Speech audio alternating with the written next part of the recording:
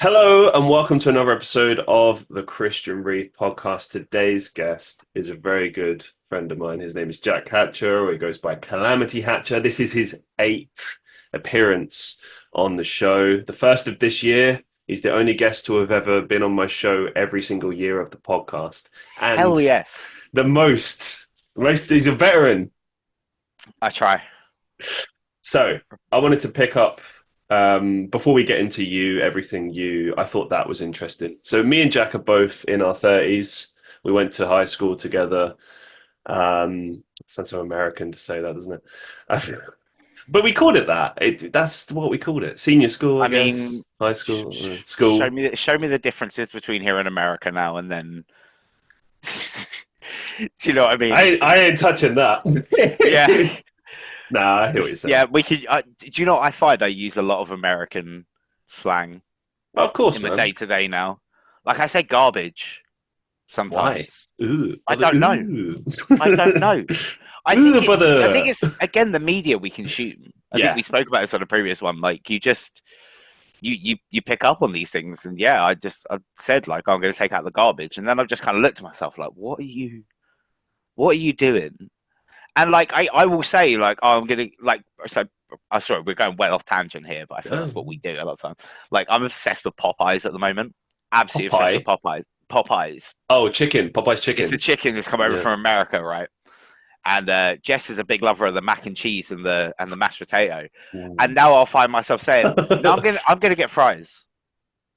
Ugh. And it's like, oh, I'm not American. Someone asked me in a live stream the other day, like, why are they called French fries? And I was like, I don't know.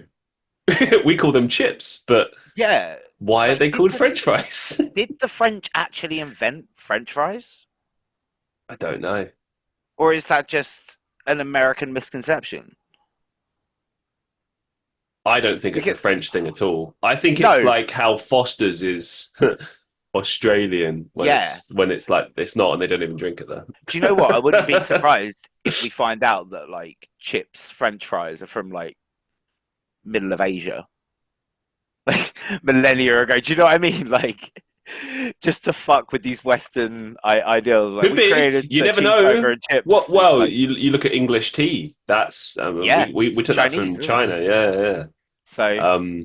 it's mad how these things kind of Yeah. transcend the globe, and yet it gets to a point where you think is the point of origin is so far from the truth, and it's like it blows your mind to think of where it comes from. Because tea is the perfect example there. You know, Yeah. it is good old English tea. You know, a cup of tea. That's what we do. Yeah. I think Winston Churchill and all that.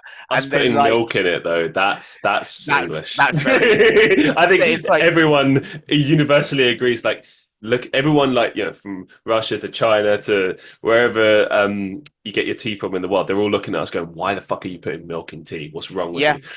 I mean, I again, not to offend any American viewers because I fucking love America to be honest with you, but America.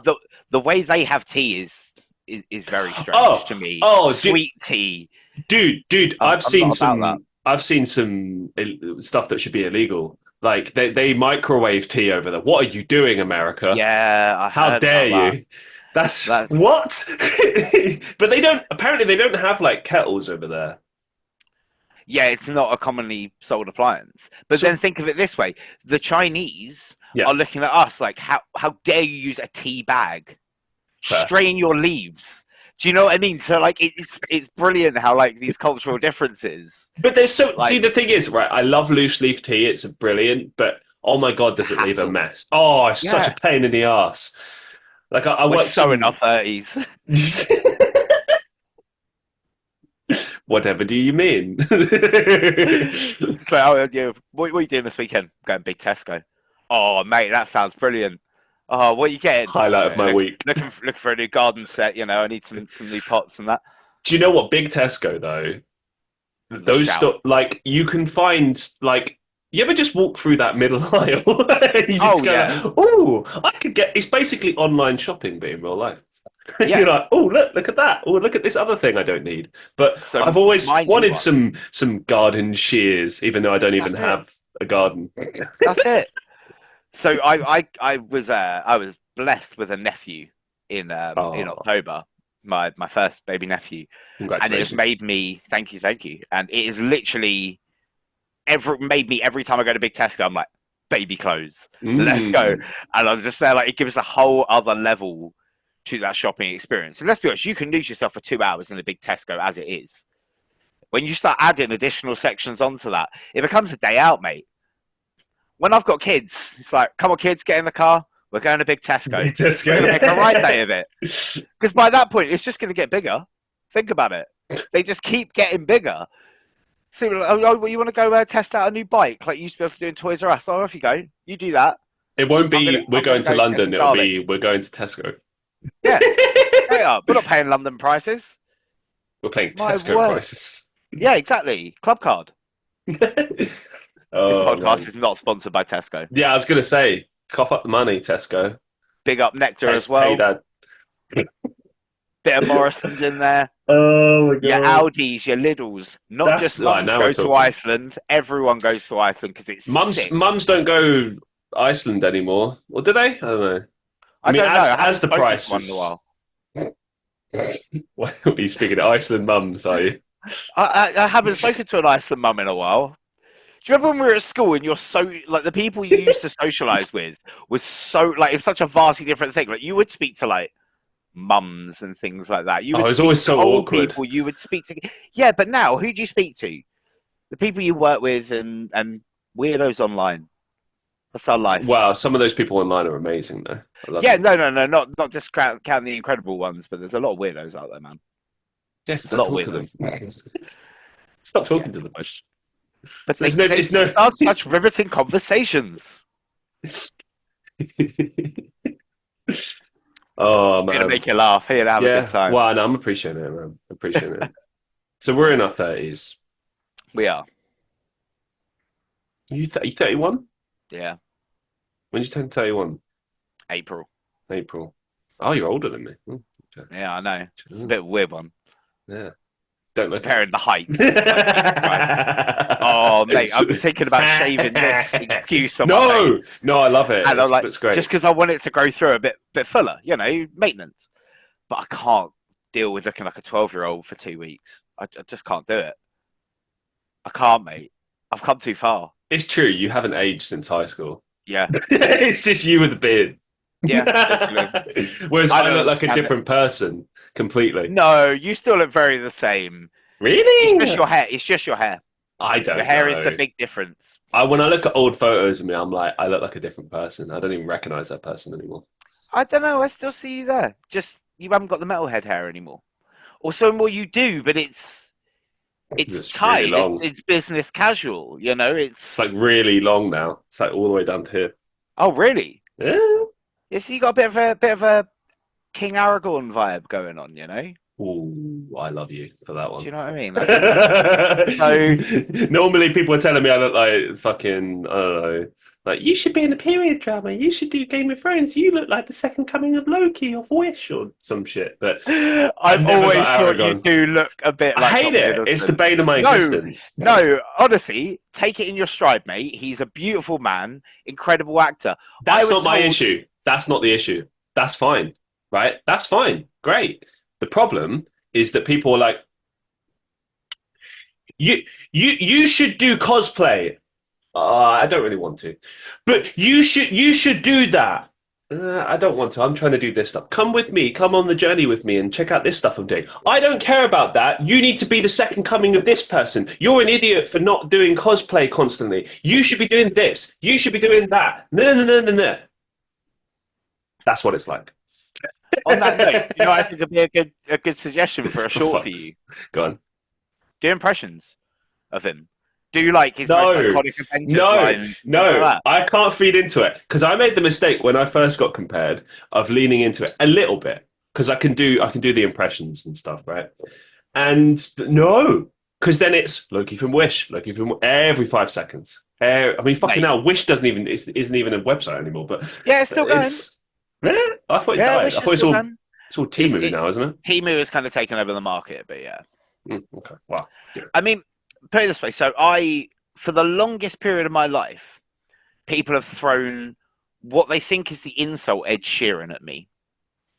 and I used to hate it. I can Now, barely see that. now I absolutely love it. I'm like, thank you, yo, You look thank you, nothing seriously. like Ed I know, Sheeran. I know. That's Right, bollocks. What? legitimately, a few years ago, I convinced some really drunk girl in a club was convinced I was Ed Sheeran, like convinced. Well, she So must have been I really wasted. she was wasted. I was And she was like, like, "Can I get a selfie with you?" And I just started trolling. I was like, "Yeah, sure." And she was like, "What are you doing here?" I was like, "Oh, I like to have breaks between recording albums and shit." And my mates are creasing next to me; they're absolutely in pieces, and I can barely hold it in. I'm like, the laughter is spilling out, but she's so wasted, she has no idea, and she thinks she's having a legit conversation with Ed Sheeran. I was like, I can have fun with this. At the end of the day, like, but you're not and even also, really ginger. I mean, you got that kind of like no, blonde with a ginge that's the tint thing. thing going on, but So you're that's the blonde. You're thing. blonde. In So what? summer, I go incredibly blonde. So I was Right. at the beach last weekend, and like I'm very blonde right now. Yeah. The lighting isn't great for it. In the winter, the autumn months, Yeah. I go very ginger, like a dark browny ginger. Sorry, a dark blondie ginger. Yeah. Um, and like I don't know if you've seen, but at face down, I often do the Yeah. I licked my Actually, fingers and stuck them in a plug socket type hair. So it's like yeah. it's it. I can I can't understand why she saw it, but No, do you know I'm what? not going to fault Actually, her on it. in the dark, with your hair darker, I could like me. No, actually, no, because the hair's different. Everyone says I copy his style. I base it on Alex Really? Gaspar from All Time Low. His hairstyle, everyone says used to say that I was like copying it on nights out. And really, I was going for Alex Gaspar from All Time Low. Still my favorite band. But no, it does when it's like properly like remember the scene hair that we Yeah. used to have back in the day. That's I coming try back, by and the way. get that is coming back. I try and get like that kind of volume out of it, but like over. So it can look kind of similar to his hair, but I don't think we look similar facially You or look anything. nothing But alike. I don't understand it. that's my most common one I get. I mean, see, I'm willing to. Okay, of the ones I've been, because I've been told I look like half of Hollywood, and some of them I'll give them benefit of the doubt. There's maybe it's the eye, like with the Tom Hiddleston thing, it's more the eyes, The jaw, and nah, he's got more of a your jaw. circular jaw. I've got a more manly I jaw. don't know. When you did that, exactly, it's like fucking Tom Hiddleston talking to me on the mic. No, That's yeah. no. I in the wonderful words of Roman Reigns, the WWE wrestler, why would I want to be the next Tom Hiddleston when I can be the one and only Christian Reeve? There you go. I mean, that all goes out the window if you like have a son and name him Christian. Then Why the don't do fuck that. would I do that? A lot of people do that. That's again a very English thing. Yeah, I've always hated that. Like Hatcher Junior, hatchling. Well, no, that's kind of cute though, hatchling. the But little hatchling. Yeah, yeah, that's sweet. No, that's different. Like, do you never think that that's a bit douchey? Like, I will name my son after me. a little bit. It depends. Like, I think with older generations, because that was more commonly done. I don't think it's I'm naming him after me. It's I'm It naming him totally after my. is. I think it's I'm naming him after my father, That's and my different. father was named after his grandfather. Do you know what I mean? I No, think but it's that that's kind see, of thing where the same that's name keeps different. going. If I name Yes. my child after my grandfather, that's different. That's cool. If I name him So after me, it's like we figured it out. Whoever was the first person to start that trend was a douche because they were just into themselves, right? But then after that, it's like, no, I'm honoring my father by naming after, and I was also named after my father because he was very egotistical. But I am naming it after my father because he was a good man, and then it makes sense. Then it's like a thing of like, yes, respectful. But yeah, the first person in every line of that is an egotistical maniac. That's my thoughts. uh, Food for thought. so your 30s. What are you learning so far? Life is pain. No, do you know what? Life's all right. As I said, as we were saying before, I think you're in a perpetual state of burn out too much on your plate. But I'm at a point now where it's like I can moan about it. And I've got enough to fucking moan about with what's been going on over the past year. But I'm just gonna crack on. Do Yeah. you know what I mean? Like I know that's potentially really bad advice to give because you should be able to like speak about the way that life's treating you and deal with it if you need support and all that kind of thing. But for me personally, I'm very much at the point of just like, yeah, this is life. This is how it's going to be for the next like 30 years. Like you work, you come home, you you do what you can to get ready for the next day and make sure you get a good night's sleep and all that kind of thing, and then you rinse and repeat. And you wait for the weekend, so you got free time on your hands, and you try and cram in far too much stuff that you need to do, but are too tired to do in the week. It's the routine, I guess. So I understand what you're saying, and it's interesting because I think this is one of the reasons I wanted to reach out to you anyway because I wanted you on the show. We'll get into some of the other stuff as well. Yep. The big changes in your life. That's another reason. But this was kind of a big part of it because I disagree with you, but Okay. not because you're wrong, because I can completely relate. I think it's a case of timing and patience. Okay. We're not where we want to be yet, but that Yep. doesn't mean it's not going to happen. No, I agree with that. I do agree with that. I think no matter what no matter how things end up kind of working out for me, I think I will always be in that routine of working my ass off Monday to Friday and at the weekends trying to have some me time because I'm at being at the age we're at. I'm at the point where I want to start planning for like the settle down future. The house, the kids, the wife, the dog, all of that stuff. You want to get to that point eventually, right? And Mm-hmm. you can't stay young forever. And I think now at this point, like particularly in terms of my career, I'm at a point where I can just keep moving up,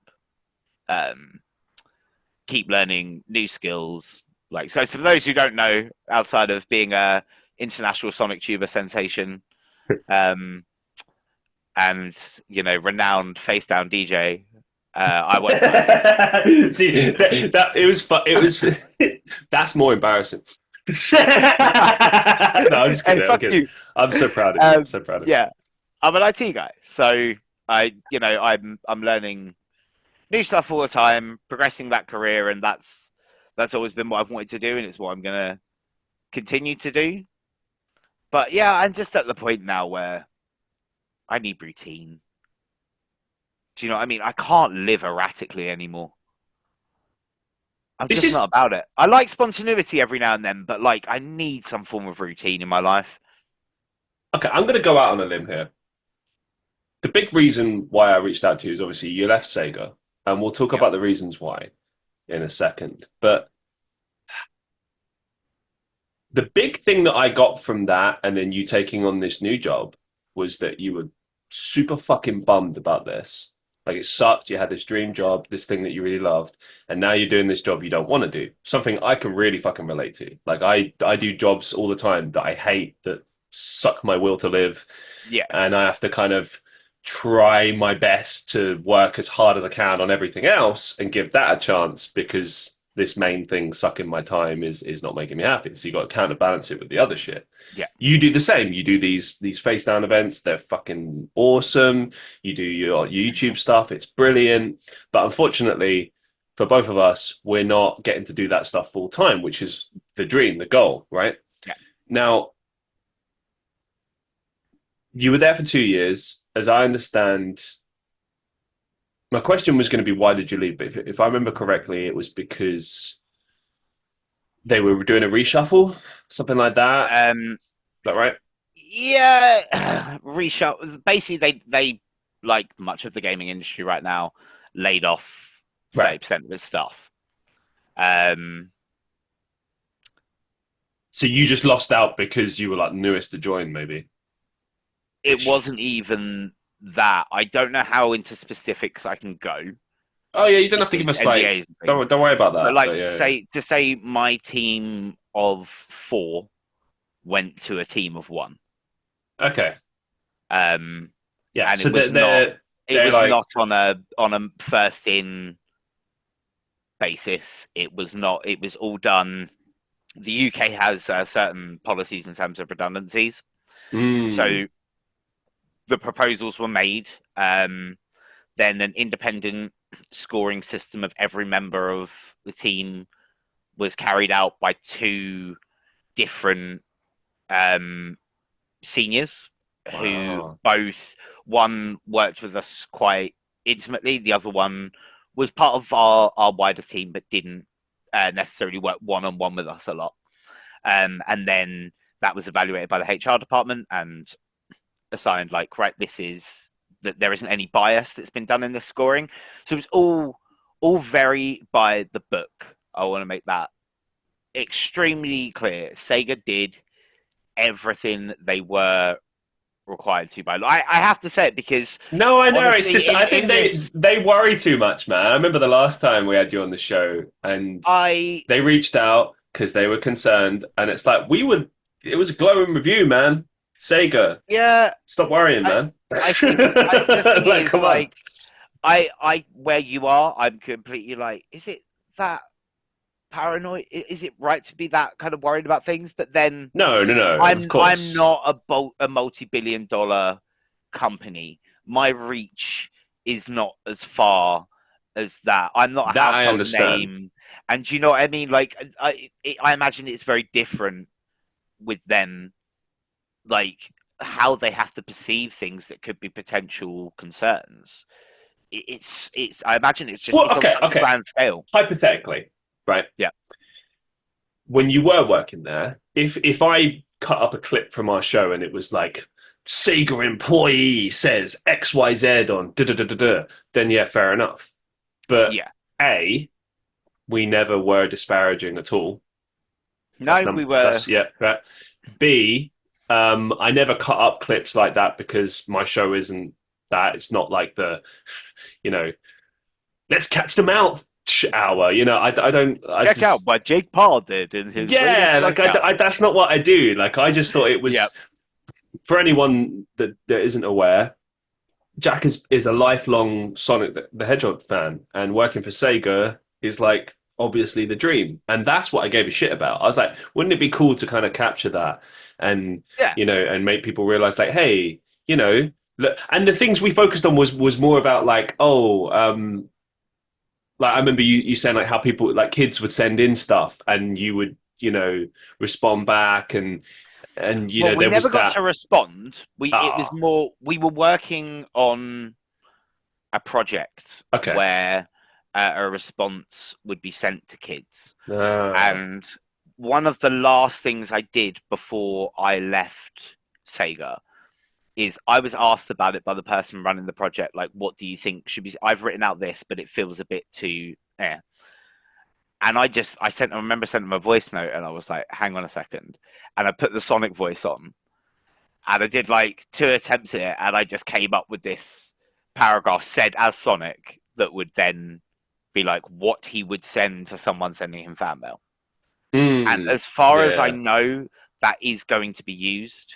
cool there you go. Um, I think the approval on it was pretty good, but obviously I left before the conversation was completely done on that. But I really hope so. I may have to like send in a letter for my nephew or something in a couple of years and just see if the response I get back is the one I wrote because that'll make me emotional as hell, man. That'll make me cry. And it's funny what you're saying about coming on the podcast and talking about Sega because since I've left, I've gone through and I've listened to those podcasts and I've had a little cry. In all honesty, Ah, like it's it's very difficult because in the sense of what you were saying, like a job I don't want to do. It's not that I don't want to do it. I love doing IT, and the company I work for is a very good company. I'm not going to reveal it because almost I think that was almost kind of part of my downfall in a way, with everyone knowing I worked for Sega and everyone who watched my channel knowing, and then it's gone from you. I think that added a layer. But the company I work for is great. It's not that I don't want to work there or anything. I just want to make that clear in case anyone's watching, because that's not the case. It's just I wish I hadn't had to leave Sega. Like, I wish my life hadn't changed. And there are people in my life who are telling me now that there are benefits from what's happened. Yeah. And there are. I am seeing benefits. But going to the office, I would go to the office 2 days a week at Sega. And going to that office was something I looked forward to every day. Like, every single day in between being in the office. By the end of the day in the office, I'd be like, I'm ready to go home now. But it was something I look forward to every single day. It was magical. And, that's where the big contrast lies, because there's nothing wrong with my job. I'm enjoying it. I'm doing what I love. I'm learning new systems. But, I don't walk in and see the Sonic statue every day that I take a selfie with. I don't. How many selfies did you get at the end? We got into the hundreds. I stopped taking them because, honestly, I know you're going to scold me for this, but I was very aware that people on social media were unfollowing me as a result. Because, the same people that would be liking some of my posts before suddenly have disappeared and never interacted with my Facebook again. And it's like, that's because I'm unfollowed. Okay, yeah. Maybe I'm pissing people off with this. And to be honest, it did get to a point where it's I've run around this office for 10 hours today. When it hits 5:36, whenever I get to leave, I'm not fussed about that Sonic photo that I've forgot to take all day and getting on the way out. I'm just going home. Do you know what I mean? That's no disrespect to Sega, but you have your days where you're off your feet. You have it anywhere you work. And on those days, it's just no, I'm good. I'm just gonna go home and make something to eat and go to sleep. So, I get it. What would you say are the main takeaways or lessons you learned from your time at Sega?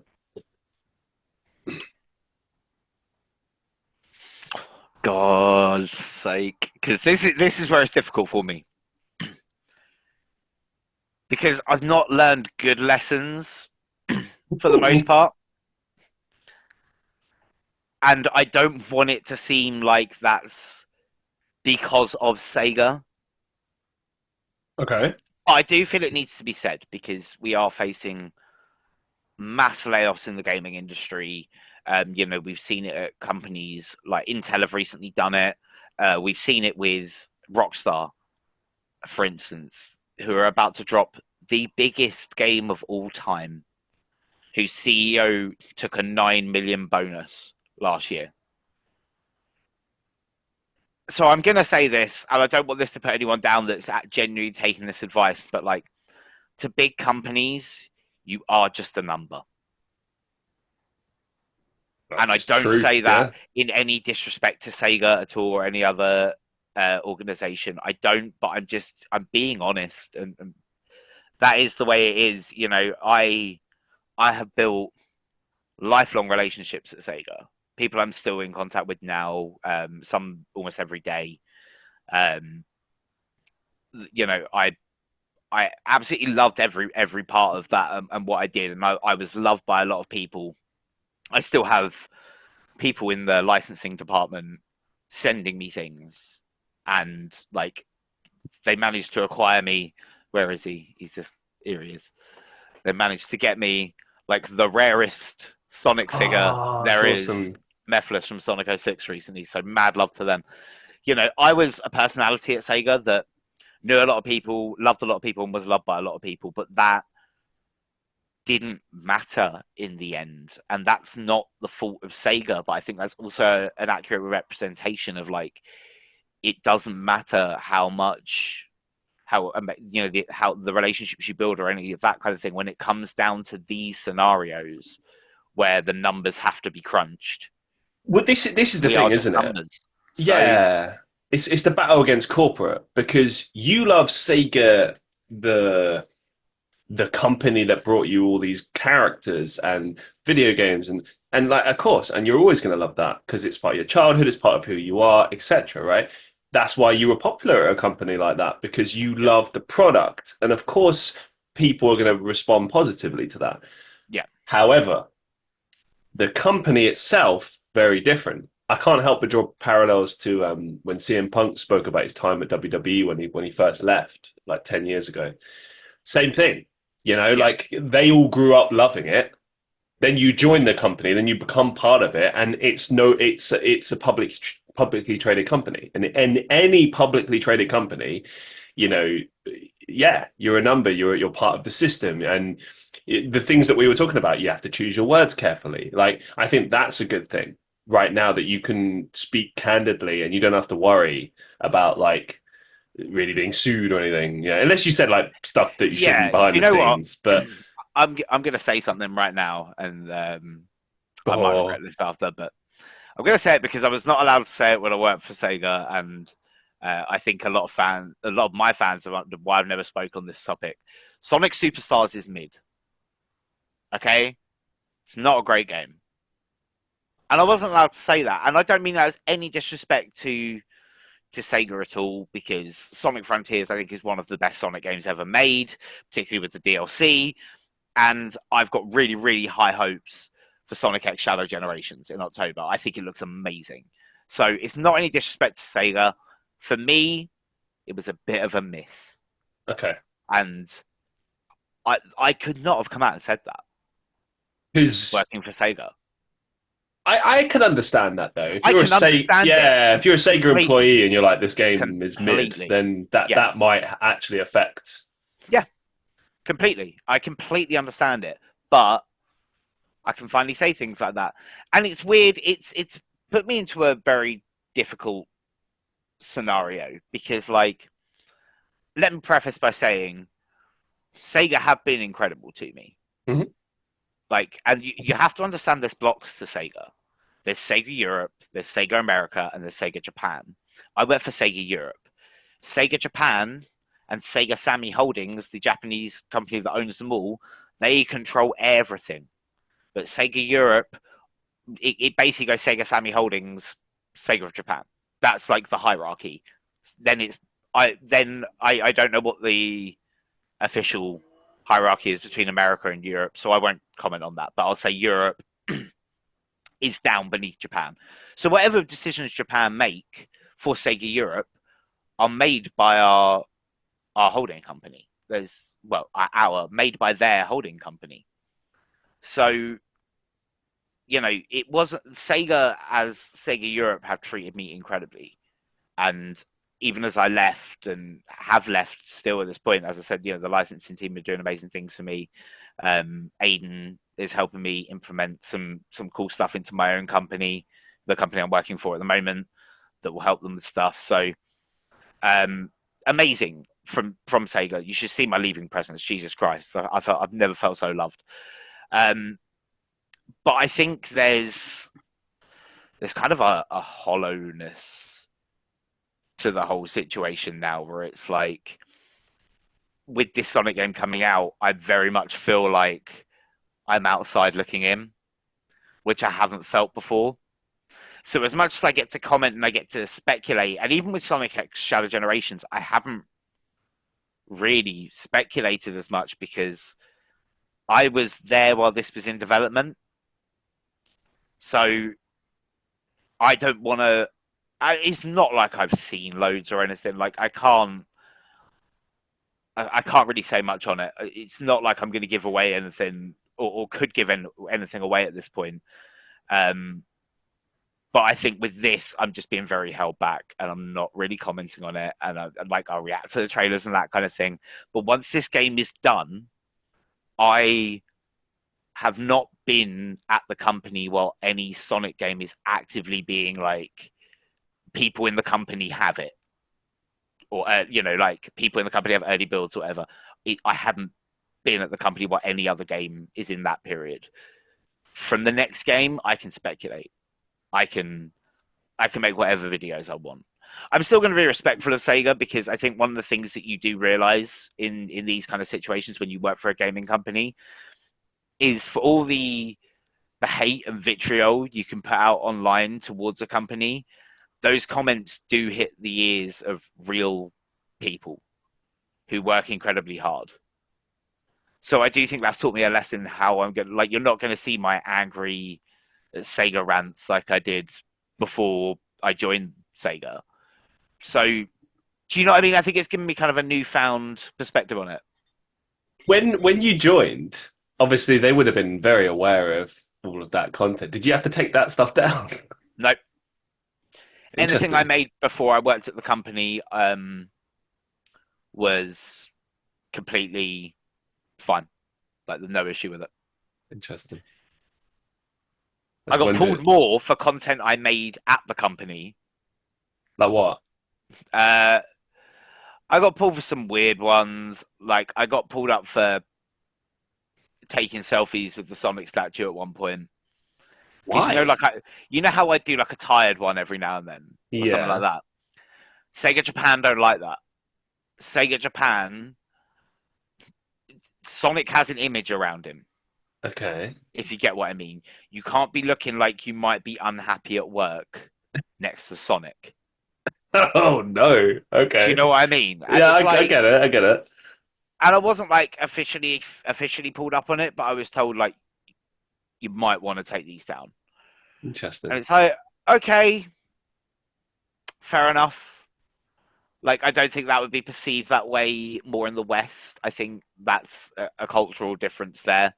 I think most millennials or whatever would look at that and be like, ah, same. Do you know what I mean? So it's like, okay, all right, yeah. I that's the thing. I've definitely learned a lesson in like what things mean to a large multi-billion-dollar company and what things mean to me. Like, it is very different. I gotta say, I think long term this will be better because you worked for the company what, like 2 years, Yeah, 2.5. 2.5 years. That'll always be something you did. Um, if you continue the path of content creation and doing what you do, right, there'll be opportunities to work with them again in the future. But I actually think it's better Yes. to do it like where you're not officially working for them. Yeah, I agree. I mean, I'm actively campaigning and speaking to people and emailing people at Sega who I used to work with to get a Sonic X Shadow Generations review code. If someone is watching this, because I mean, your show got pulled up by Sega before, right? Not my content. So let's hope that someone's watching this. Please, please, can someone sort me a review code for Sonic X Shadow Generations in October? You know I'm gonna love it. It's Shadow. It. Please, I'm not. Don't work for the company anymore. I'm not representing the company. It's on my Sonic YouTube channel that's been growing in viewership. Please just sort me a review code out. I want to say good things about this game. I'll say bad things if there's bad things, but I don't think there's going to be. So please help a guy out. Help a former Sega guy out. I'd appreciate that. That's my plug. I think they'll look after you. I think I don't know. Now that you've been on the inside, Yeah, it's I going to know help. someone that has promised me that I can go to the Sonic Movie 3 star screening, which should be before the film comes out in cinemas. So, mad shout outs to him. I'm really hoping that comes through because that's a big one for me, man. That's a big one for me. And also, it means seeing it before Christmas. I don't get this Boxing Day nonsense. It's Boxing Day. I'm not leaving the house, but now I have to because Sonic Movie 3 comes out. And I don't know if they'll let me into a cinema in my pajamas. But like, I'm not getting out of my pajamas on Boxing Day. I am chilling.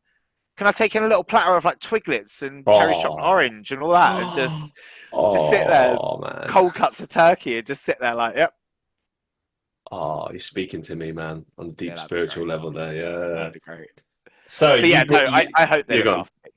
Yeah, of I course hope they they look after will. They will. They will. I think like I think a lot of it comes down to how you proposition it to them, to be honest. I think it's always Yeah, going to be, I think the fact that you work there is always going to be a factor now.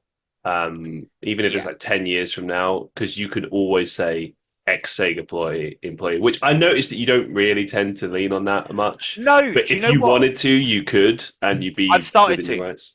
I've Okay. started to.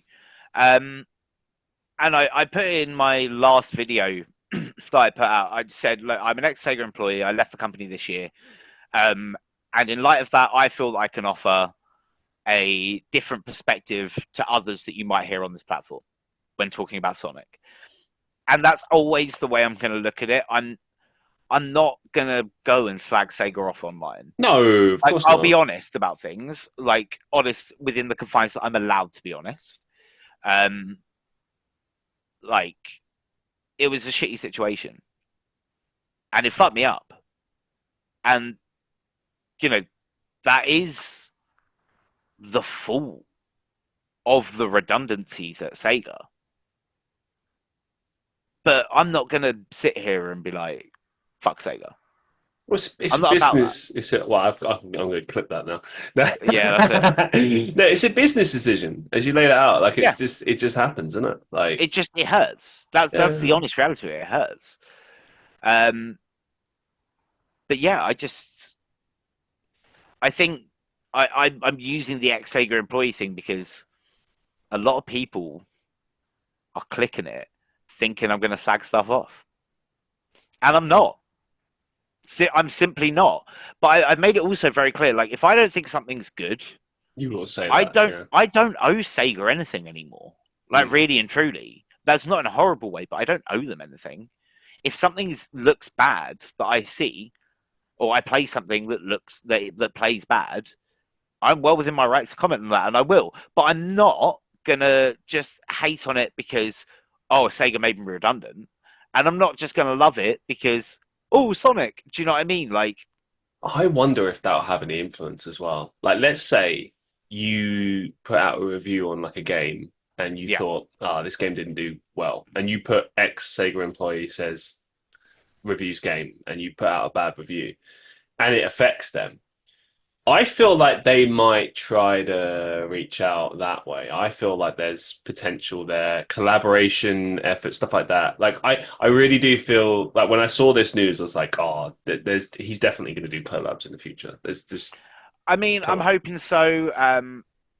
As I said, I do have a parcel coming from Sega ooh, that I'm going to do an unboxing for here on nice. the channel.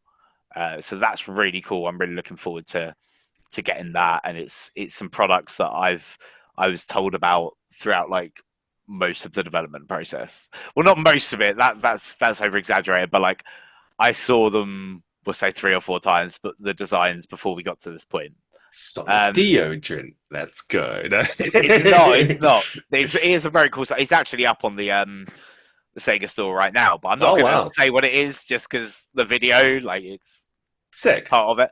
And I should have another unboxing video that is probably going up Sunday. I don't know when this one comes out, but yeah, Sunday tomorrow from recording this. I've got This ain't going out until where we at? Probably like September.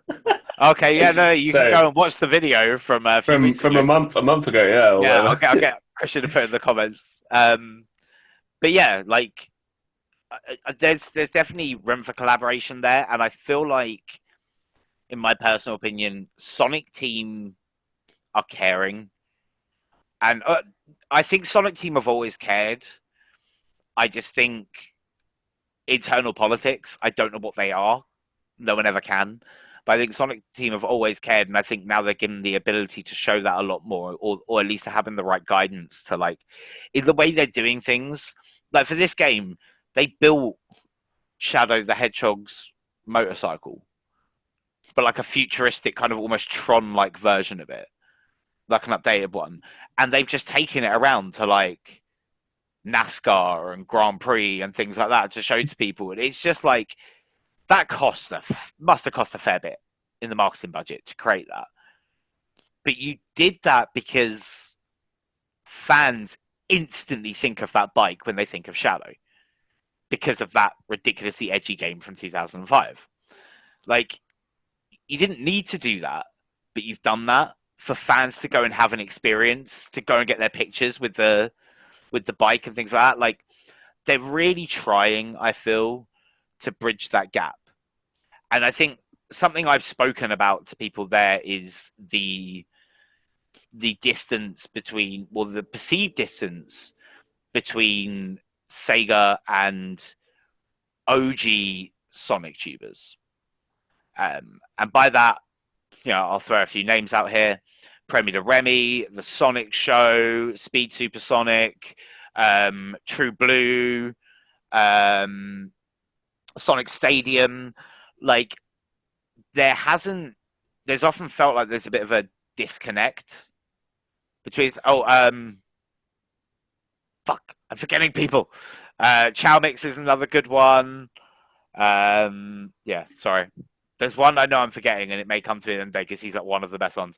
But yeah, like, there's often I feel like there's this disconnect between Sega and those content creators, because let's be real, those are the content creators that will openly criticize Sega as well. Like, Sonic fans are not for want of moaning. Like, they will make their opinions heard. They're very good at that. I mean, we bullied a studio into changing the design of a character. Yeah, I saw that. That was for brilliant. a movie. Like, go us. But they're a very vocal bunch, and I think Sega needs to reach out to those people and start working alongside them. Like, send them review codes for games. Like, yes, they're going to buy it automatically, but you know what? They're the ambassadors of your franchise, whether you like it or not. Like, you didn't get to appoint them, but that's the way social media works, right?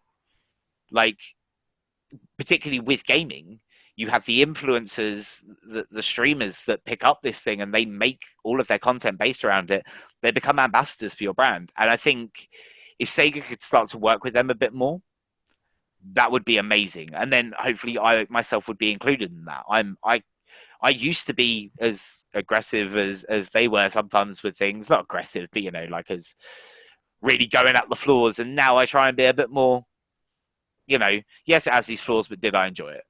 And I hope that will open doors for me in working with Sega in the future. But who knows? It's difficult when you have very different markets, like the Western market and the Japanese market, for instance, and the Asian market.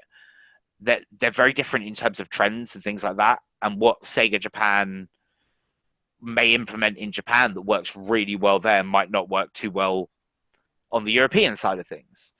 So I think it's whether everyone gets the ability to kind of cater things to their own markets and work with those influencers. And then, yeah, I think there's definitely potential there.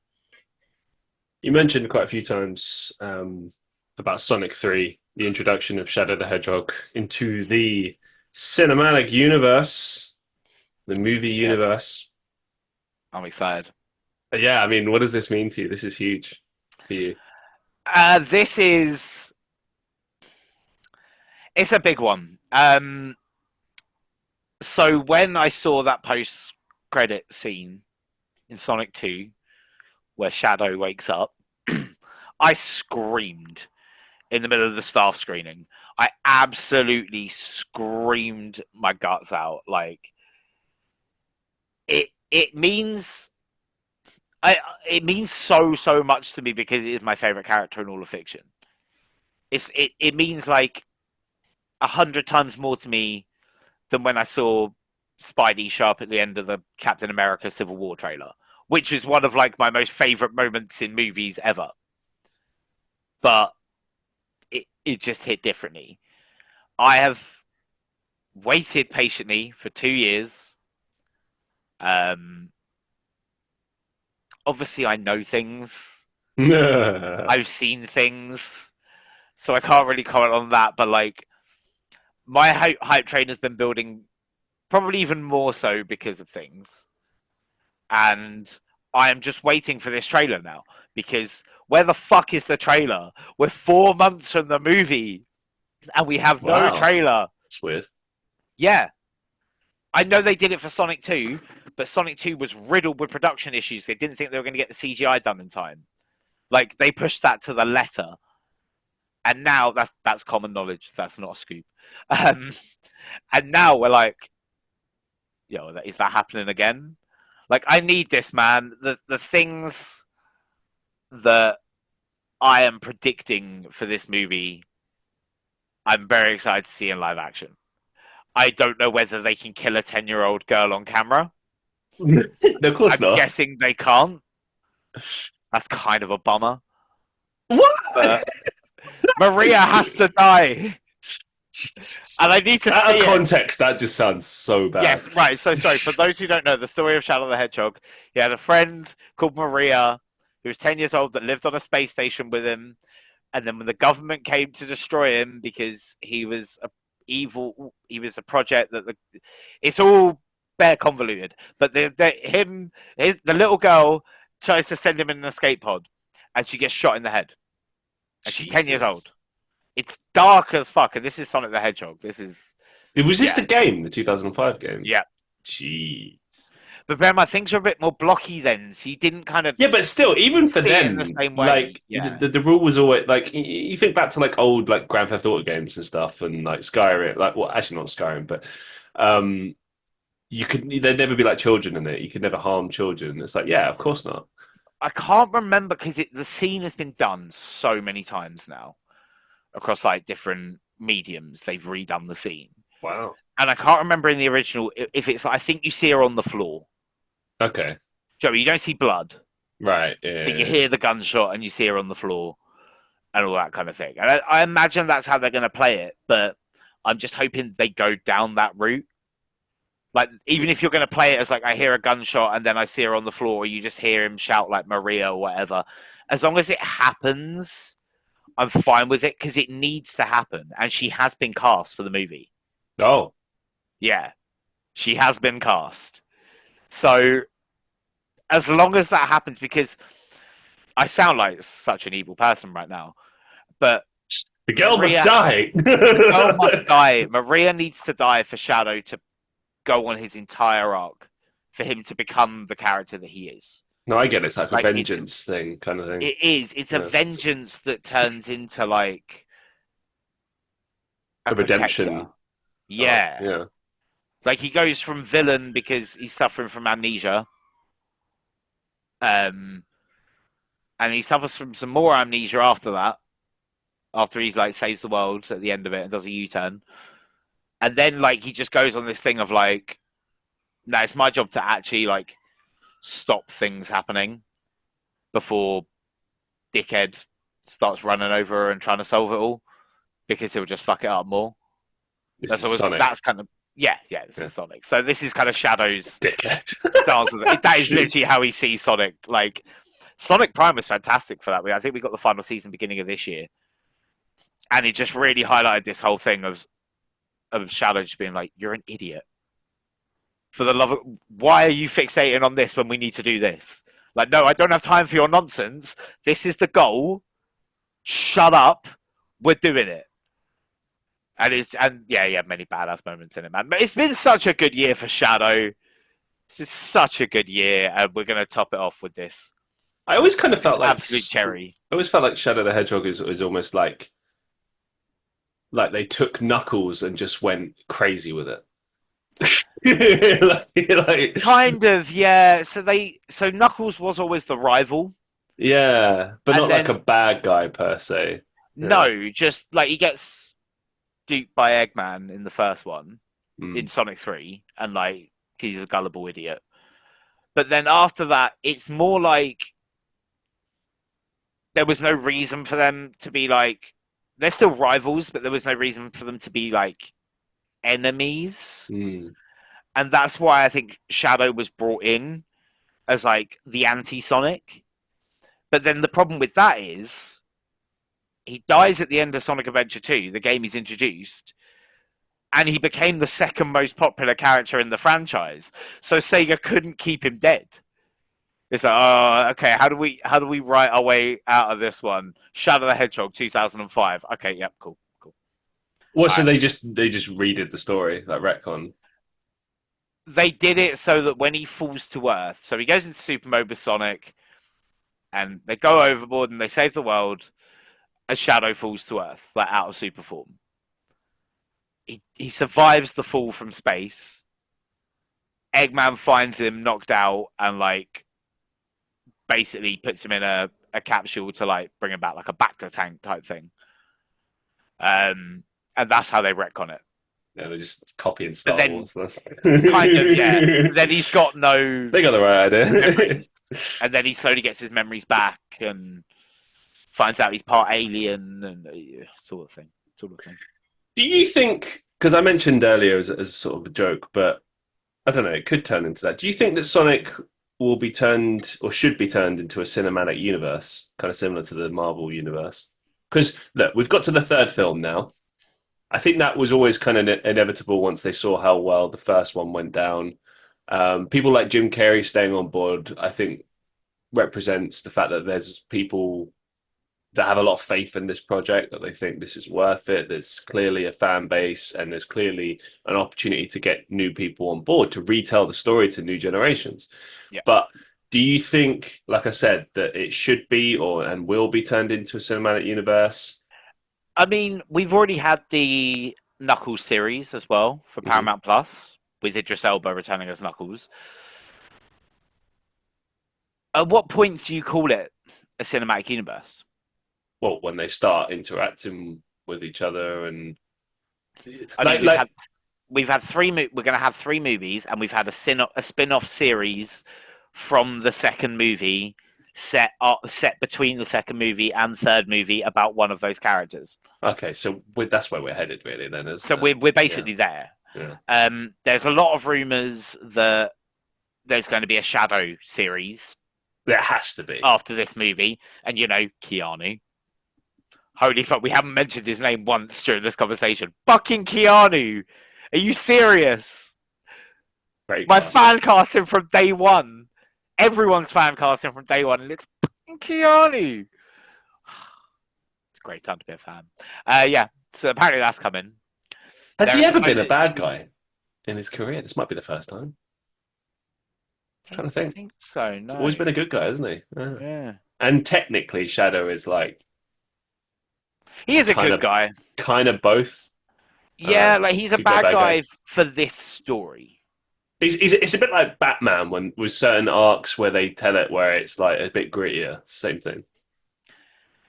Yeah, but then we get into the Batman argument. Like, I don't think Batman is an anti-hero at all. Ooh, depends on the telling, though. He doesn't kill anyone. Certain ones he does. Depends. Yeah, but they're always Elseworld titles for the most consistent rule of Batman throughout the multiverse is Batman doesn't kill. Do you know, you say that, right? But I was working at the Batman exhibition in Manchester recently. Yeah. Right? And there's one of the original comics from like the 1930s, right? And I shit you not, at the end of this comic, he throws his enemy into an acid tank. Jesus Christ. So when people say but they were at Batman war. Doesn't kill, it's like they were at war. They were used to people dying like that. But there's plenty of times when he's done it, and they just like when he's thrown someone off a building. It's like, well, what do you think's going to happen there? Yeah, no, there's a lot of like he'll be fine. He'll just dust it off. Yeah, no, there is a lot of that. But like, I think you could say that about Spider-Man. Spider-Man's never killed anyone, but Batman, yeah. Batman, I mean, but then why? But then we get into a whole other thing of why isn't the Joker dead then? Really and truly, after all this shit. Because you can't kill yourself. Can't kill what you are. No, because the only time they've done it is when Batman kills him and he turns into... Well, no, there's a Dark Knight Returns, isn't there, where he snaps his neck? Is that Dark Knight Returns, where he snaps the Joker's neck? I think so. And then they've had the Batman Who Laughs, where he kills the Joker and the Joker toxin sprays out of his heart and infects Batman, and he becomes the Batman Who Laughs. But for that's both killing someone. But for the most part, they do really try and hammer home this rule of like Batman doesn't kill. And when you think about Batman in terms of the Justice League, oh well, that's different. Yeah, it's different, but it's not. Like it's the same Batman in a lot of cases. So it's like, yeah, I don't really see him so much as an anti-hero. Like I see an anti-hero more as Ghost Rider. Like if Ghost Rider gets you, he will Punisher. kill you. You're Punisher. You're dead. There's no around that. Do you know what I mean? Like, and Wolverine? Is Shadow Wolverine an doesn't. anti-hero? No, I feel like it's any good guy that has done or could do bad things. Or is seen as a bad guy. Wolverine is an anti-hero depending on the writer. Well, again, that's my point. If it's Same with if it's a Batman. book like Wolverine and Deadpool, Mm. then you could class him as an anti-hero because he's stabbing people up left, right, and center. Mm. If you're looking at traditional like X-Men comics, at the moment he's the head of the Jean Grey School for Mutants. Like, he runs the school, and he's fighting. He's never really been. He's not really an aggressor. He's just trying to keep the kids safe, and is walking around in a yellow and blue outfit. Like, I don't know if I can class him as an anti-hero in that point, in that moment. And really, like, it's not just about the point of killing, because like if you think about some more recent comics like Infinity, or which one does there's one where I swear Thanos dies. Oh yeah, but that's Doctor Doom. Secret Wars, I was going to say, but like, there's multiple deaths that have to happen in comics. Do you know what I mean? Like, there are times when the hero has no option but to kill the other person, I and it totally doesn't make him forgot an about that. anti-hero. I got to ask you about that. Like, what did you God. make of the casting of Robert Downey Jr. as Doctor Doom? I'm hyped because it's great to see him back. Right? Yeah, Let me preface that. felt like that was inevitable. I think what happens now is Doom. He is Doom. He is Victor Von Doom, but it's just in a different universe. Tony Stark was born Victor Von Doom. Like, the Starks were the Von Dooms. Their wealth was acquired in Latveria. All of that, right? And I think it's going to give Marvel the opportunity to bring a certain Iron Man back to be one of the ones that takes him down. I think he's going to fight himself at some point. They have an opportunity to do something really funny. What? They could cut. Who was that guy who was supposed to be War Machine and then he left? Oh, Terrence Howard. Yeah, He's so gone nuts. cast him as yeah, I know. He made his own like form of mathematics or something. Yeah. Really weird. Anyway, they could cast him as like a war machine that takes down Tony Stark in a different universe or something. Or well, Doctor Doom, so that'd be funny. Honestly, it would. I'm past the gratuitous cameos now. Like, have you seen Deadpool Wolverine? No. I won't spoil anything. I already know because the internet ruined it for me. Thanks, internet. Yeah. You suck. I'm glad I saw it in the first suck the big weekend. one. Yeah, reels. It's everywhere. I don't understand this. Like, why they just ruin everything now. Yeah, right? the movie is just out there. Yeah. It sucks, but it looks like it made $1 billion. I think it did make $1 billion. It was inevitable. Of course it was. But like, I absolutely love the film. I think it's brilliant. There are a lot of gratuitous cameos. I don't know how much longer the MCU can get along with those, because Deadpool actively mocks. We'll say this isn't a spoiler, but as you expected, he actively mocks Marvel throughout the movie. As you should. Their use of, in his words, indiscriminate variance has got a bit much for me personally. Like, yeah, that's John Krasinski playing Reed Richards in Multiverse of Madness. I'm so here for this. It was just a one and done. Like, I was so disappointed by that as well. I was like, what? And also, like, I felt like I was the only person that thought that Doctor Who, that Doctor Strange just sucked. Like, I was so underwhelmed by it. Wasn't the biggest fan. I did enjoy it. There are some fun moments. I like to see Wanda doing a bad guy shit. That was cool. That was done really well. Because She was like a great villain. comics, so. Yeah, she was a fantastic villain. That's that's the thing. I felt like that got overshadowed by how convoluted and how, as you say, it's the multiverse of cameos, really, isn't it? Like it's, Yeah, but definitely. not done in a fun way. Like, oh my god, Professor X, and Yeah, now he's dead. Like what? yeah. I did like America. I did. I'm looking forward to see what they do with America. I'm guessing she's going to be That's cool. in the Young Avengers at some point because it looks like they're all lining up now. You got Hedy Steinfeld as I've forgotten the name. Shit. Hawkeye's apprentice. I can't believe I've forgotten that. I'm going to kill myself afterwards. Jesus Christ. I don't forget Marvel names. But yeah, there you got her. You got a few people. You got Kamala Khan, Mm. Miss Marvel. Yeah, I'm looking forward to seeing that. I think the Young Avengers is going to be an interesting lineup. Probably won't be made for me though. I Yeah, think that's true. That's true. I think this is the point now of the MCU where you've got to realize that not everything is made for you. And a lot of people can't deal with that. But it's like, well, you're not going out and reading every comic every month. Like you might have two or three, maybe. Like, you know, your Avengers, your new Avengers, your X-Men, Spider-Man, whatever. Like you might pick them up, but you're not picking up every side character because not every side character series is made for you. And I think that's something that people have to realize in like these Marvel productions now. Like I didn't hate She-Hulk like everyone else did. I didn't think it was particularly great, but I didn't hate it. It had its moments that I enjoyed, and I really like. I can never pronounce the main actress's name, so I'm not going Yeah, to I don't know. butcher it. But I really liked her as a She-Hulk. So I was disappointed by the ending. I thought the whole series had fun moments and cool stuff, and then the ending just felt like really disappointing. I felt like I was robbed of an ending. I'm in two minds about it because I completely get where you're coming from, and it felt like nothing happened except talking to a robot called Kevin Feige. Well, not just that, but like for example, you know the fight scene.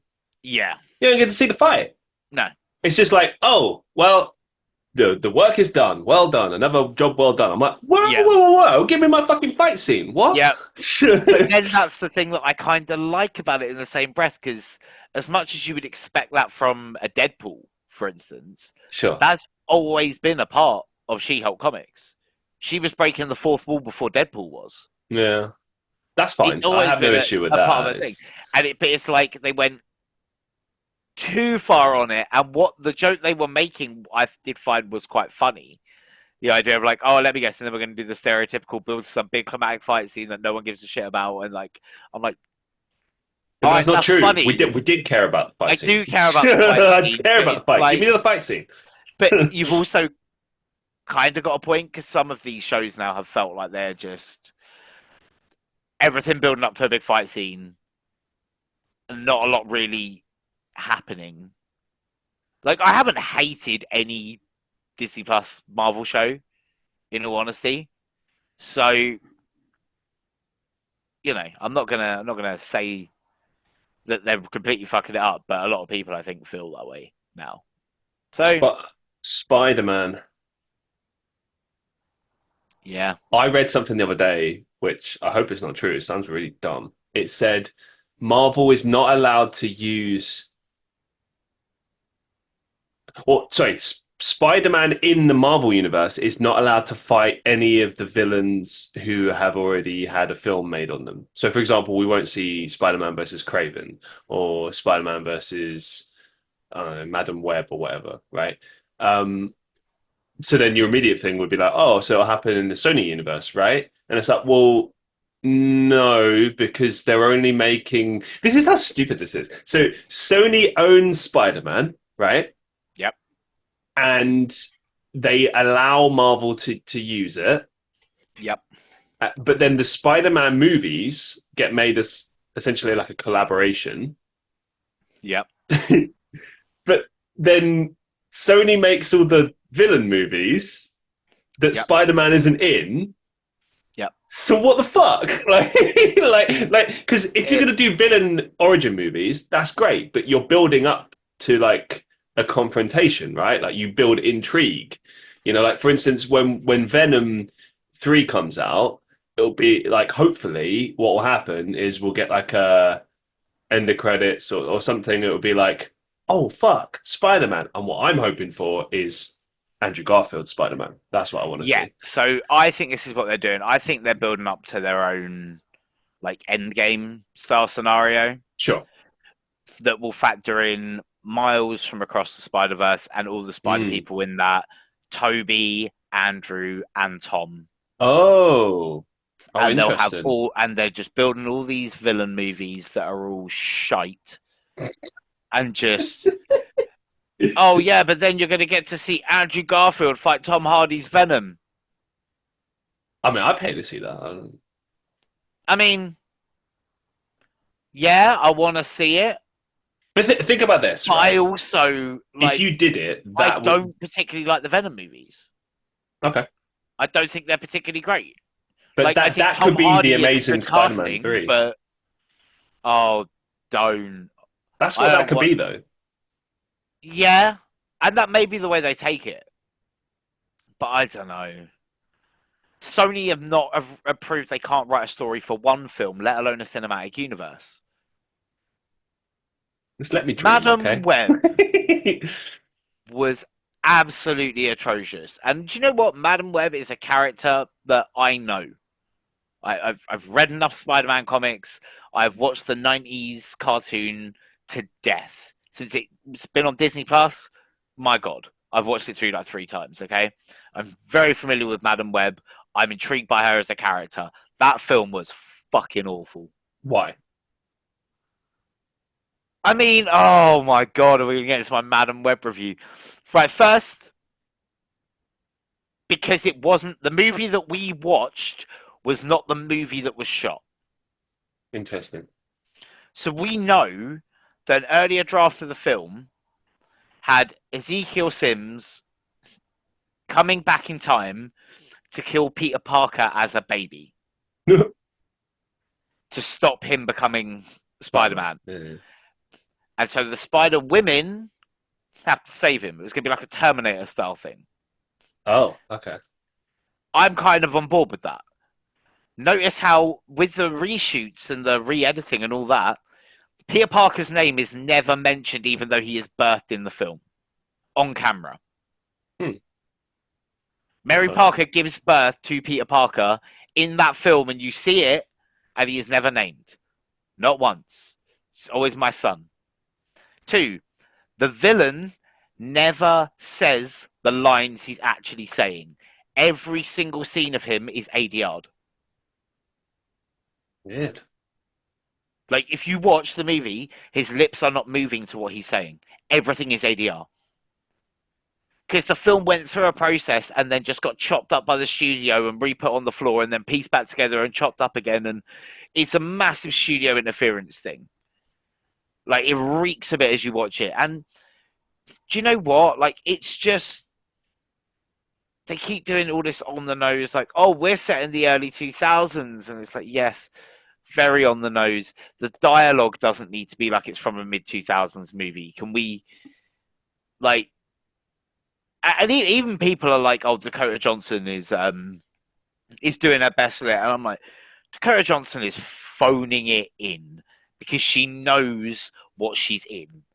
This is a paycheck for Dakota Johnson. That's all it is. She was asked to name 3 Spider-Man movies and watch it. Jesus Christ. Like, this whole Marvel thing does not phase her at all. She couldn't care less. It's not her thing. And fair play to her for that. But this was just, oh, this would be a paycheck and then consistent paychecks as we have our cinematic universe. So you'll come in and you'll do cameos and we'll pay you a couple million for it. Like, it's calm, it's steady work. This is not something that she did with the intention of winning an Oscar. She hasn't even seen the film. She's like, nah, Oh, bad. yeah, I bet. Yeah, well, fair enough. Fair enough. I hate that film. Is it worse than Morbius? I don't know. I Morbid don't time. know which is worse. But look at let's just analyze this quickly to round off this topic, right? Venom. Yeah? Venom 2 How fucking dare you do that to Carnage? Nah. I liked it. I love Woody Harrelson as Carnage, but everything Carnage in it is nonsense. I don't like it. Like, I want my psychotic serial killer. That is what Carnage is. He's Yeah. one of the most brutal characters in Marvel, and he's turning into a fucking tornado. Are you kidding me? The Avengers would turn up, and every cell would just be blood and flesh, and they PG'd it down when in a franchise that does not need to be PG'd down. If you can do R-rated, it's not the MCU. Yeah. We only just got that with Deadpool. Like, just do it R-rated and do it justice. So fucking nonsense. Then we got the wonderful Morbius. Absolute trash. Why is it trash? Love of God. Dude, really? Yeah, really. Really? It's just dialogue, pacing, story, Jared Leto. You just don't like Jared Leto. I never forgave him for 30 Seconds to Mars. Do you know what? I was literally going to say I have my own issues with Jared Leto. That's because 30 Seconds to Mars is a cult. But it is. It really is. It's fully a cult now. Jesus. He's actually a cult member. He's a cult leader. Does not surprise. Yeah, he's a cult leader, 100%. Like during COVID, he was doing his own like retreat with a bunch of people in the desert. I shit you not. Look it up. It's real. I'm sitting with him in the white robes, looking like Jesus. Yeah. It's a cult. There's some scary shit going on there. Yeah. How is he not on an Epstein flight log? Oh, he absolutely is. How his name's not come out? Yeah, of course not, because they're careful. They've released everyone else. Yeah, but they fucking still Michael Jackson and shit. The fact that Michael Jackson was put on there is on that flight log, I think is. But the thing, I think we really need to stop defending Michael Jackson. On a side note, just because they're on the flight log doesn't mean anything.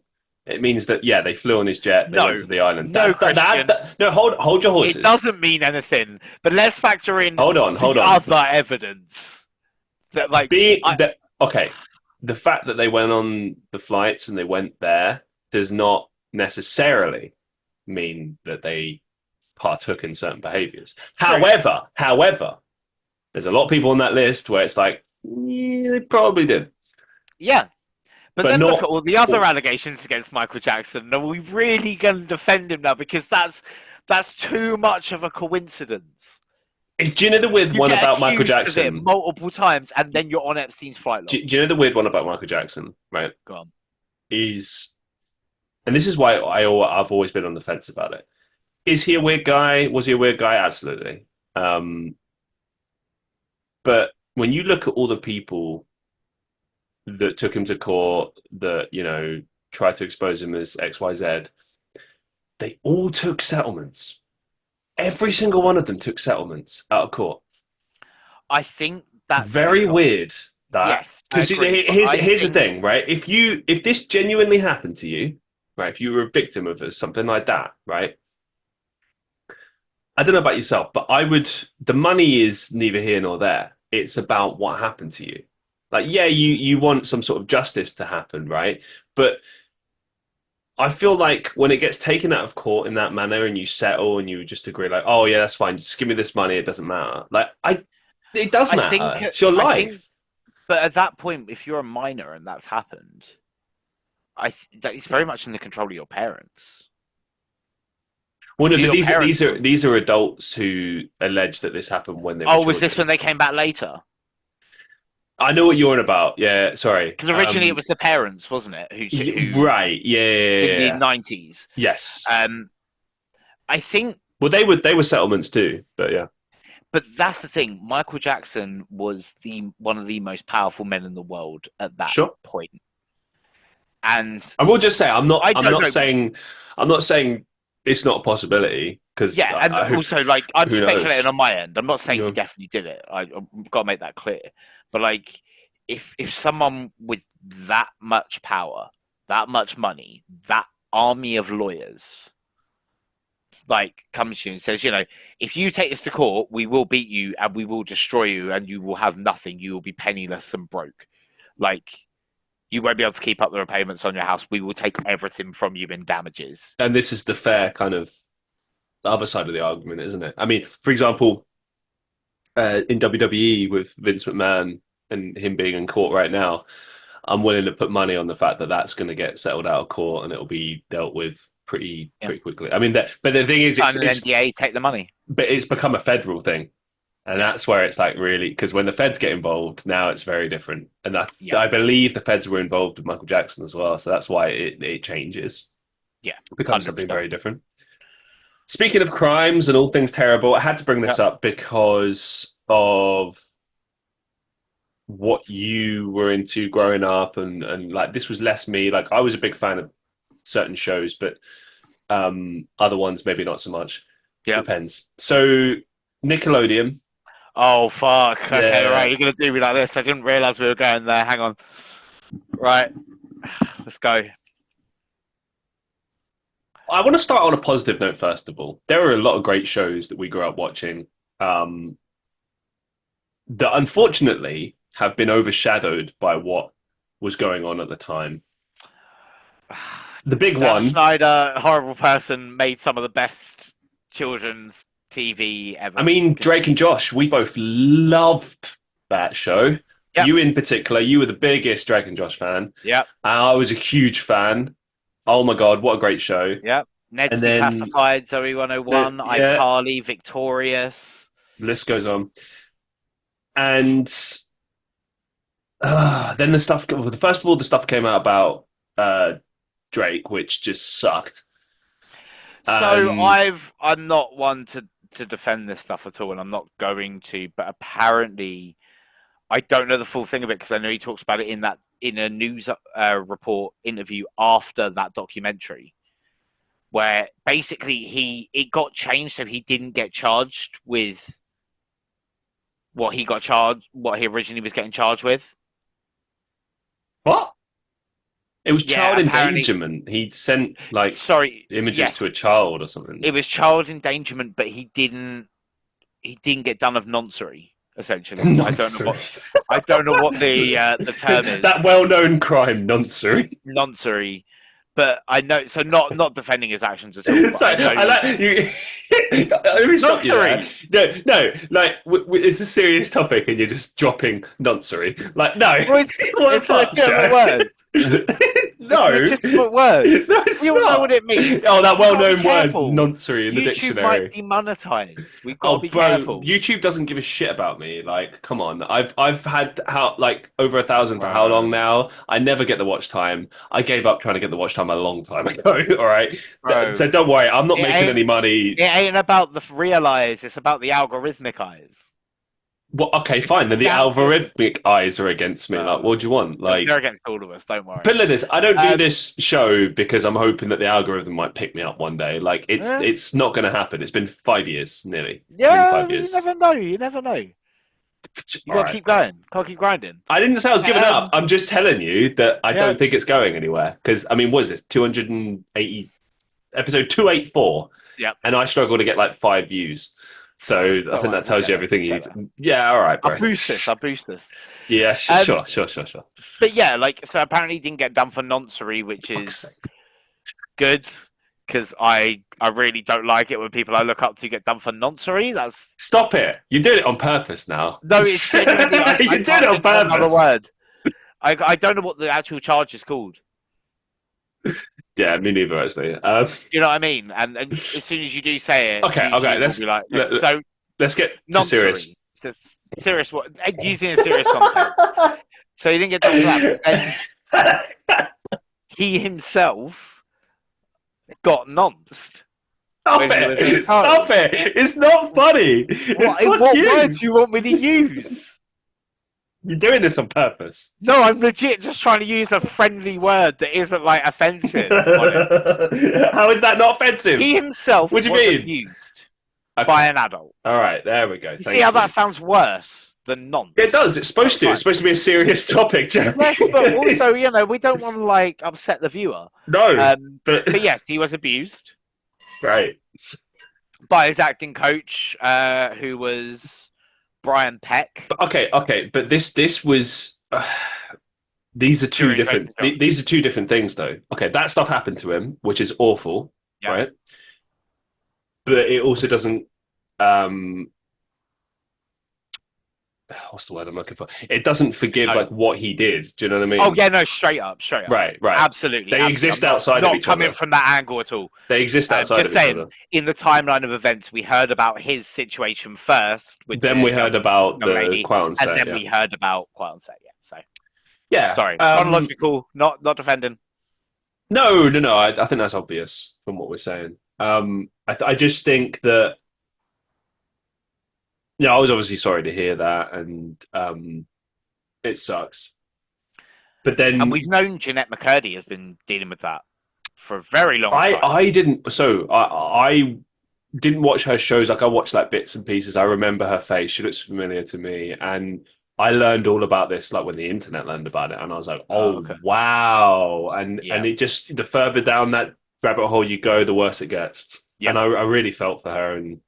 But everyone, like that, all of them had to go through like weird stuff, like Iggy Azalea, and what she had to deal with. Was it Iggy Azalea? No, who's the one? Ariana Grande. Sorry, Ariana Grande. So Did you hear about all the Jamie Lynn Spears stuff?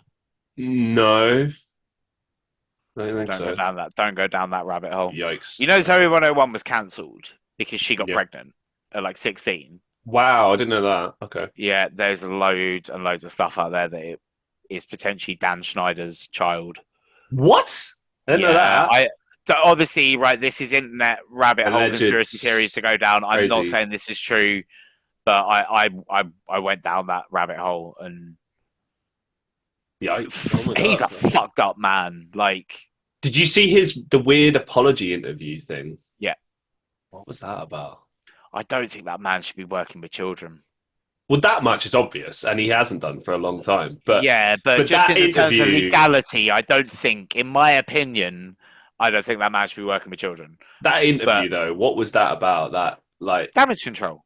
Yeah, but it was like the Prince Andrew interview. It just made it worse. Yeah, it was scripted Hollywood damage control, because that's what this is. You think as well for script It's all writers that Hollywood. they'd write a better script, wouldn't you? Yeah, Like, it's awful. but you know, Drake and Josh has never been known for his scripts.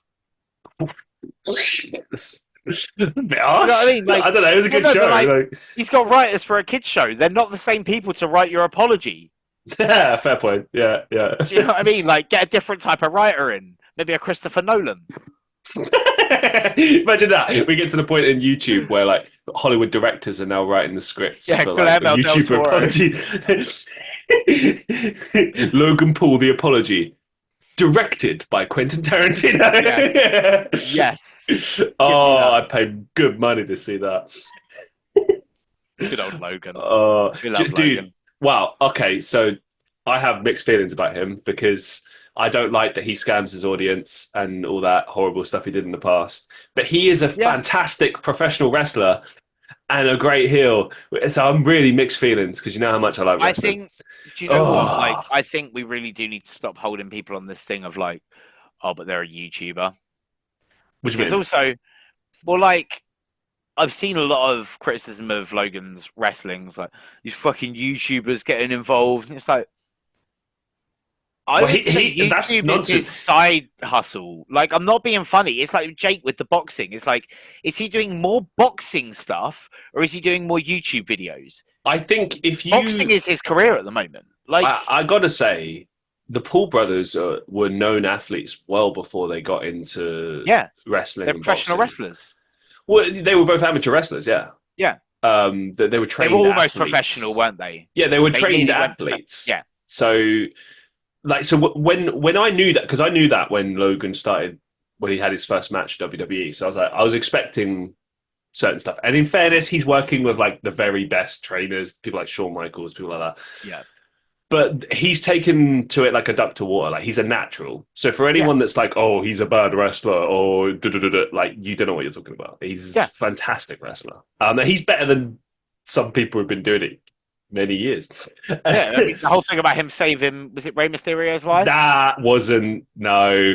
Is that not a thing? I saw the short, but I didn't actually watch the short. If you get what I mean. So Ray cleared that up as well, but it's assisted. So Logan wasn't in the right spot that he was supposed to be in. He reacted fast. Like, don't get me wrong. Like he certainly helped with it. But as Ray pointed out, if Logan wasn't there to catch him, Ray would have adjusted himself and he would have been perfectly safe. Oh, okay. But yeah, for the longest time it looked like that, and you know, it's I think he should be commended for thinking fast and doing that. I still think that it's a good professional wrestler will prioritize their opponent's safety. As weird as that Yeah. sounds, but like that's how it is. He should also be given credit for Prime. Yeah, Like, yeah. make a drinks brand that becomes the second most popular drinks brand in the world in its first year. I like the way that they've been using it as well. Like, I mean, I can't deny how much of a great businessman he is because Yeah. there's been so many, like the recent SummerSlam that just happened, Prime logo right in the middle of the Yeah. fucking canvas Yeah. for everyone to see, and he's got like a drink station at the side, and they use it as part of the wrestling. So like the wrestlers are like throw primes at each other's heads and stuff. Like it's great, it's good shit. Yeah, I just wish he'd stop scamming his audience, and then Yeah, the crypto zoo shit is yeah, great. just what are you doing, Logan? I love you, but why? Why? Suing CoffeeZilla ain't gonna get him nowhere. Like, really, at this point, he said he's going to do the refunds. He needs to crack on and do the refunds because suing other people isn't going to make you look any better. And I think, obviously, I understand they're different businesses and whatnot, but like the money that he is making out of Prime, I can't imagine it's an issue for him to just out of his own wallet do it, You know, pay it back. But then I don't know like what restrictions there are on like how you could do that, how you can move money, taxation, things like that. So I'm not going to pretend I'm an expert on it. one quote which will sum it up. Logan Paul years ago, I think he said this in like 2018, possibly. Hmm. He once said in an interview that he saw money like a game. And because he sees it like a game, the way he sees it is that you earn as much as you possibly can. And like that's the game, to own as much as possible. Yeah. Monopoly. That's his focus, is he wants as much as possible. So when you see him doing these scams, like he doesn't really care. Like it's not great. I think people you mentioned about putting people on pedestals, and I think we do that because I think we do, yeah. we expect the most out of people, and then when people disappoint us, it kind of shatters our expectations. But I think we also have to look at and review our expectations as well Yeah. of people, because no human being is perfect. Exactly. And we can't hold people to the standards that we live our own lives in. However, I don't think it's unreasonable for us to kind of expect the basics from people, like, hey, don't scam your audience. Hey, Yes. be honest, be truthful, stuff like that, Yes. you know. I agree. I mean, the other thing is, with Logan in particular now, I don't feel like YouTube is his calling anymore. Or Crypto Zoo or any of that kind of thing.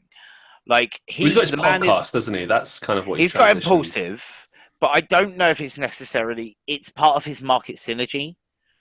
But I don't know if it's necessarily his calling anymore because he's got the wrestling, he's got boxing when he wants to do it, he's got Prime, he's got a new child that's about to enter the world. Really? I didn't know that. Yeah. His wife is Wow. pregnant and has been for a fair few months now. She's really showing. So he's gonna, and they know they're gonna have a little girl. So Being like, a dad's gonna change him. I'm Yeah, calling being a it. dad is gonna change That'll him. be the thing that 100%. makes But Logan like, Paul a good guy. the man is busy all the time, and I know it's not really an excuse in the sense like he can hire a team to deal with this crypto zoo stuff himself, and I know some of the stuff he sent out in terms of like what they actually get back and things like that isn't great. It isn't what people wanted, but like I just don't know. I don't have multiple jobs. I mean, I do have multiple jobs, but like I don't have the level that he has multiple jobs.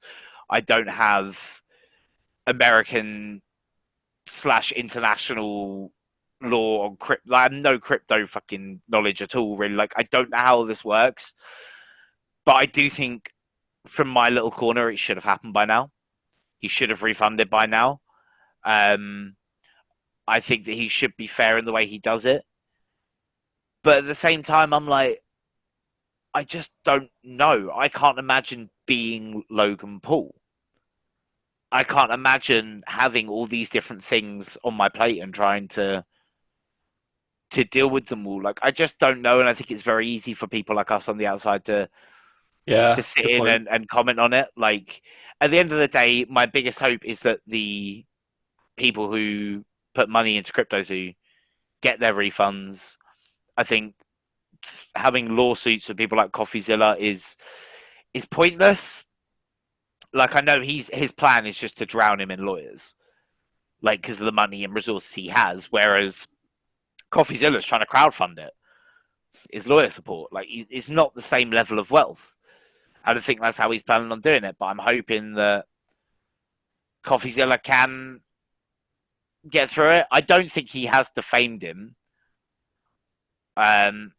I do. The only thing I've ever really had an issue with is CoffeeZilla recording a phone call with Logan's manager, because it was like, it's legal to do that in Texas, but it's not legal to do that in California, where Jeff was. I gotta say as well, I've seen him doing this But a few times. He did it with, oh, wow, no, actually, he did it with Boogie 2988. But when he did it that yeah, but time, what did he Boogie announced do? it. Well, that's neither here nor there. Like, at the end of the day, you shouldn't be recording someone without their knowledge. I In the agree. one with Boogie 2988, he actually did he told him straight away, I'm recording it. So I think Yeah, he learned from that lesson, maybe. yeah, But you have to you have to. yeah, exactly. And like people have to consent to it as well. Yeah, You know. but So hope people get the money. yeah, me too. On a light note, you cringe lord you. What have I done this time? I'm just gonna mock you for your Yep, teen no, let's years. go, let's go, Right. let's go, let's go. You cringe lord, cringe meister 5000.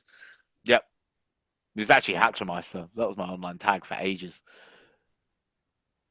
The Jonas Brothers are getting back together again. Hey, What mate, are I'm your seeing thoughts them in on this? September. I'm seeing them in September at the O2. 5 albums one night. I'm gassed. I'm well excited. Must be interesting as well, seeing them all these years later. Because obviously, when you were at school, Yeah, you were the biggest Jonas Brothers fan, and and they're I knew them. They knew me. really. They knew who I was. How's that? Like, because when Nick Jonas was staying in London for like 3 months Hmm. doing Les Miserables, I was there. Like, the Jonas Brothers fans found out where the hotel was. So fans were standing outside the hotel, and after like the first month, it was just the diehards.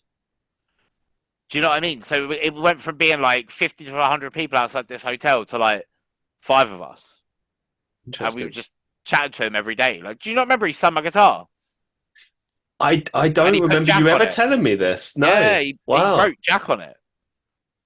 Oh, So yeah, man. cool. JB's my tight.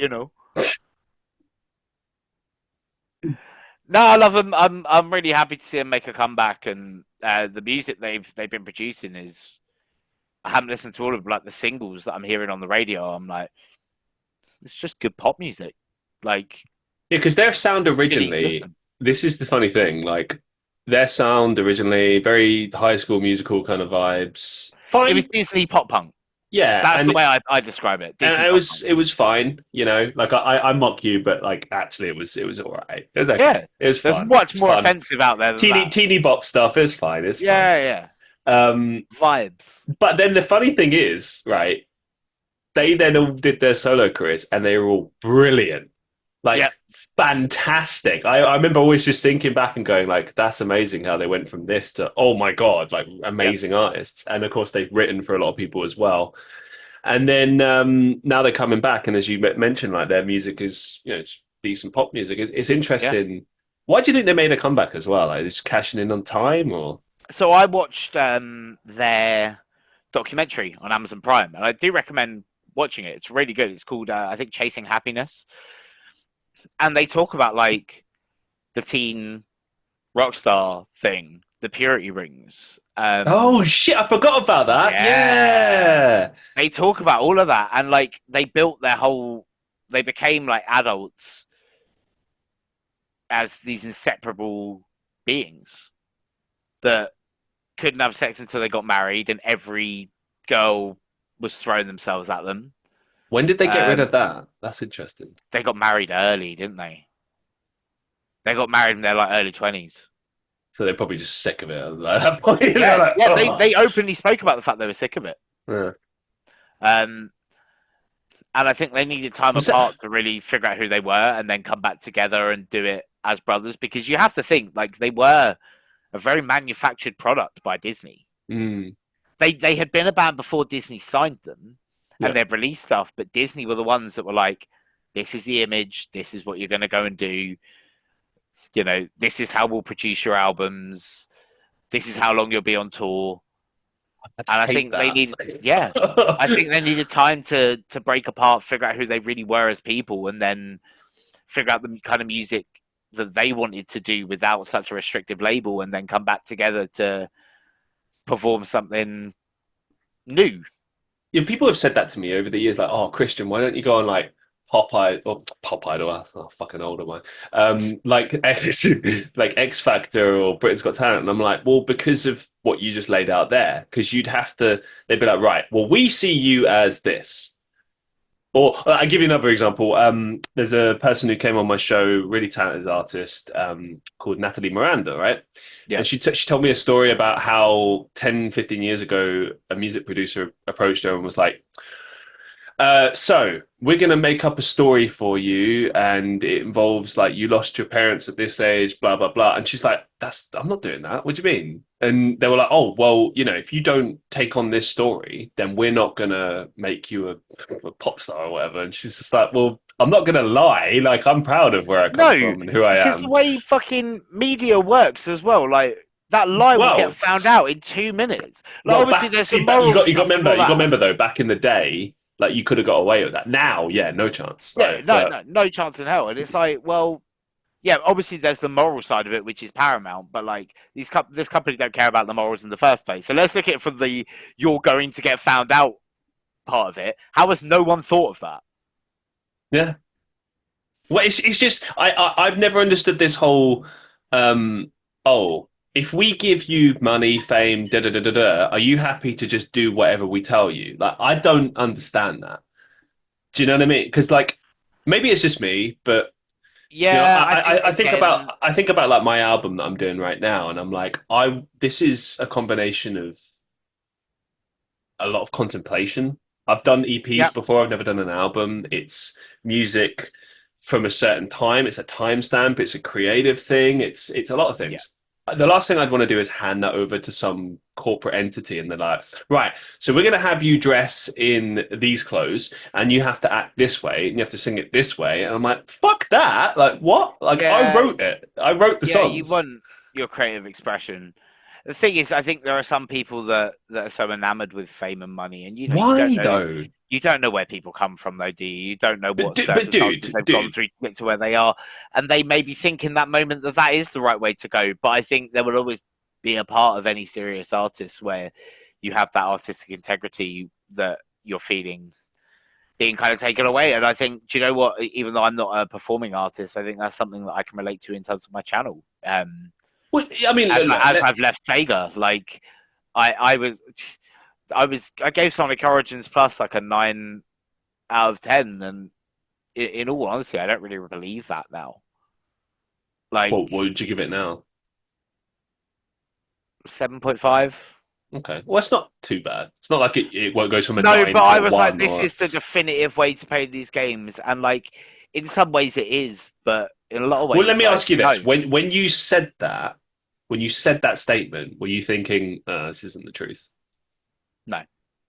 So you believed it? You believed it at the time? Yeah, because you had the Sega created these beautiful opening and ending cutscenes to every original Sonic game, Sonic 1, 2, 3, and Knuckles and CD, and they then weaved into each other as one story.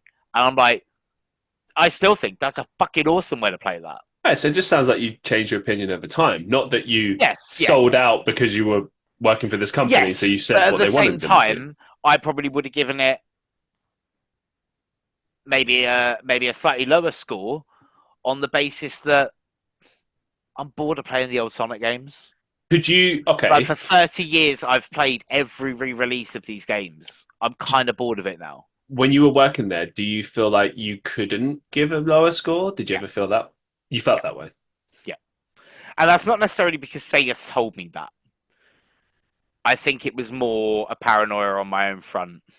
Do you feel like there'd Of be like, consequences, maybe? yes, because as I said to you about the Sonic Superstars thing, I didn't review it because I couldn't honestly in my own thing say, oh yeah, this is an 8 out of 10, but I personally didn't really enjoy the game. Don't you know what I mean? Didn't It's people more the pick up on that though repercussions. in your audience? Weren't people like, "Hey, Jack, why are you not reviewing this?" I was certainly asked about Sonic Superstars at one point, and I just kind of left it of like, I haven't got the time right now. It's been so busy, and there was a large element of that, of course, but in reality, like, it got to the point where I either I think through my perception, didn't feel like I could say anything negative. And Interesting. maybe I was right in that, maybe I wasn't. Like, I don't know. But if I look at it from, again, trying to look at it from a large corporation side of things, if this guy who works for us is online criticizing our game, I wouldn't be happy with that. Yeah, no, I get what you're So, saying. I get what you're saying. I guess I'm just kind of. I mean, you mentioned earlier about how there's positives, benefits, and how friends of yours kind of laid that out for you as far as leaving Sega and what that would mean for you. I think this is a big one. I think yep. it is kind of restricting, frustrating. I mean, I'll give you an example, right? It's different, but it will illustrate the point.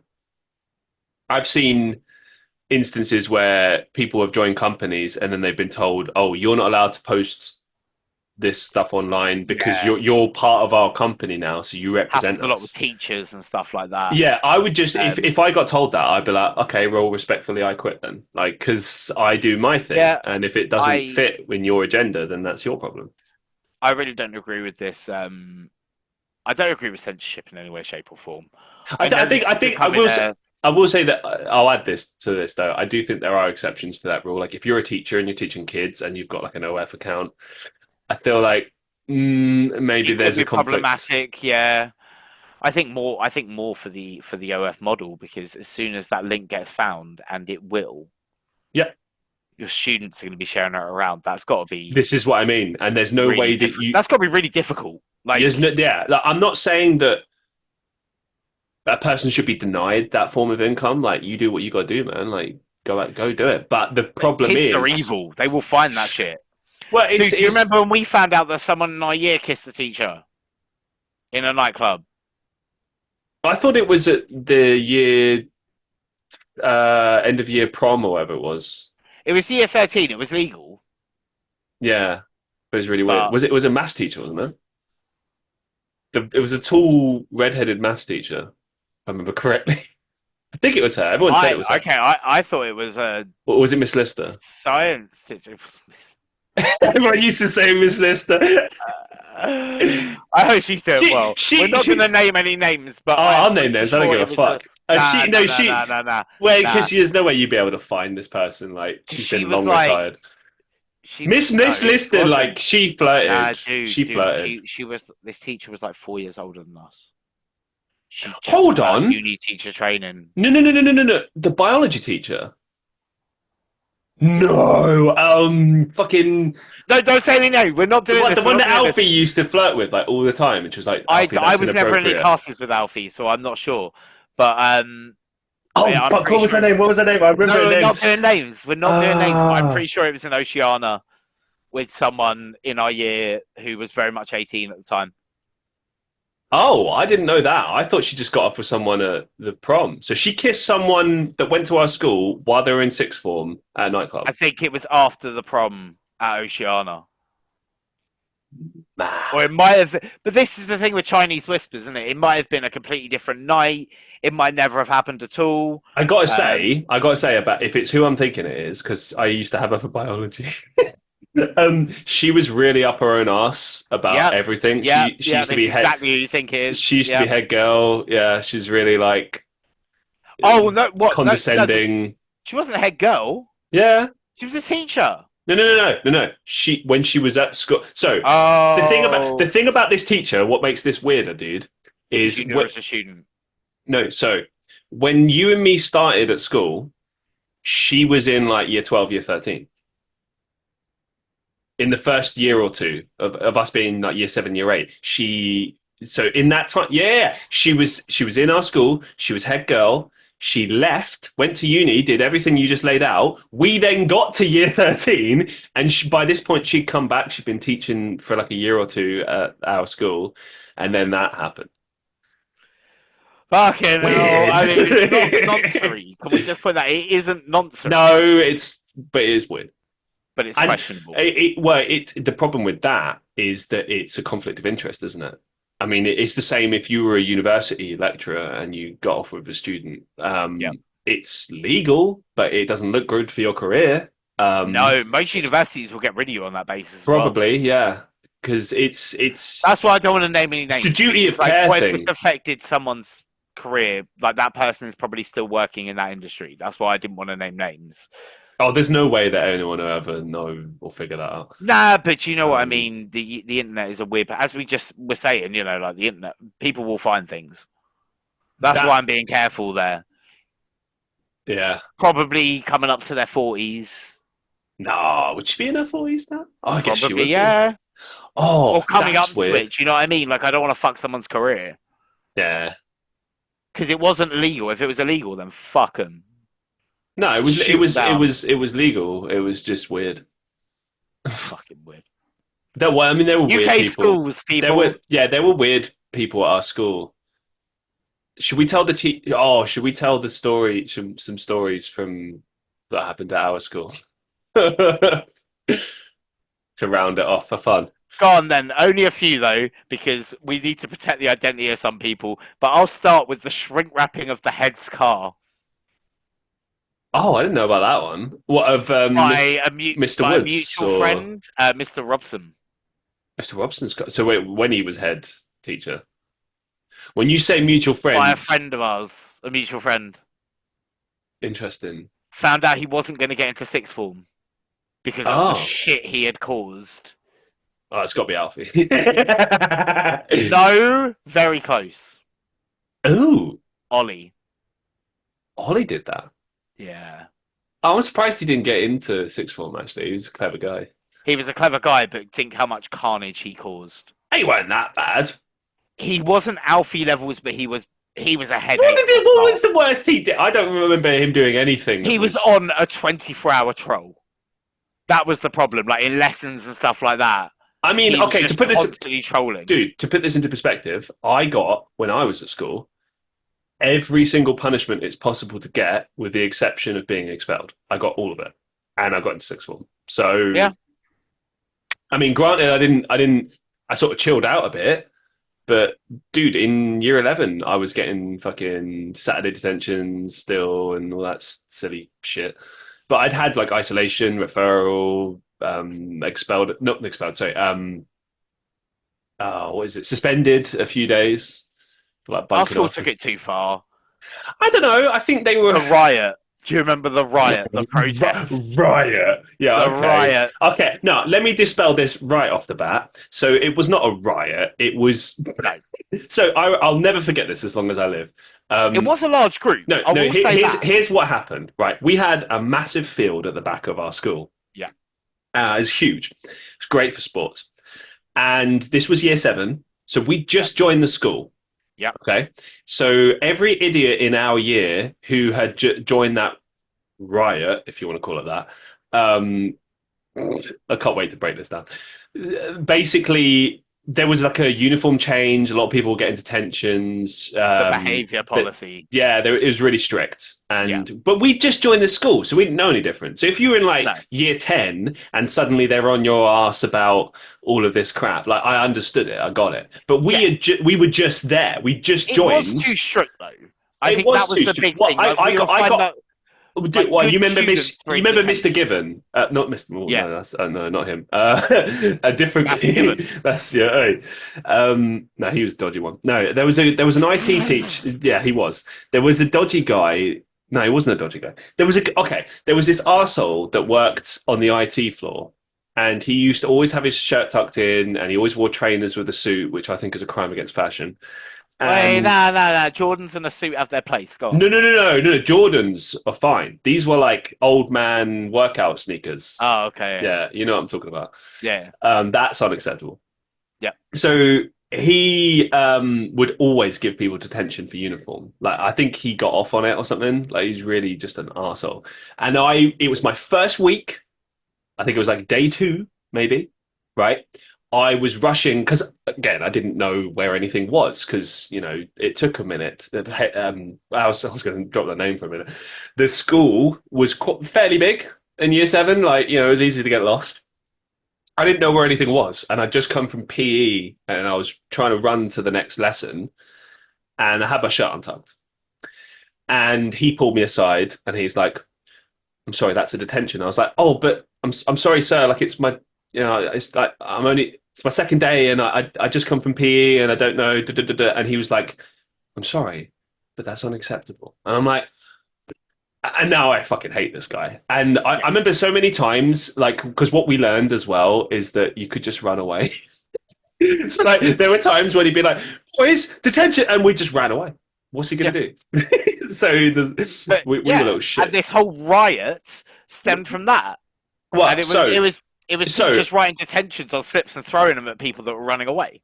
It was not a riot. It was about 300 kids running around a field in circles. That's not a riot. That's idiots. And Alfie, if you ever watch this, you were one of them, right? I told you it was a stupid idea. You said, you're a wuss for not getting involved. And we watched you from the second floor of the language block in our science lesson. We were just watching everyone running around the field like idiots. Yeah. We were just watching. And then what happened? Everyone jumped over the fence. Some people got stuck and fell off. Everyone else ran into the woods, and then they just I think they gave detentions and suspended a few people, and then that was it. Yeah. What a riot! The Hayden riots. Wow, like that was so stupid. Yeah. Do you remember when I passed out on the field and the ambulance had to come get me? Maybe. I always remember my life. I always remember hearing health stuff about you and being like really worried.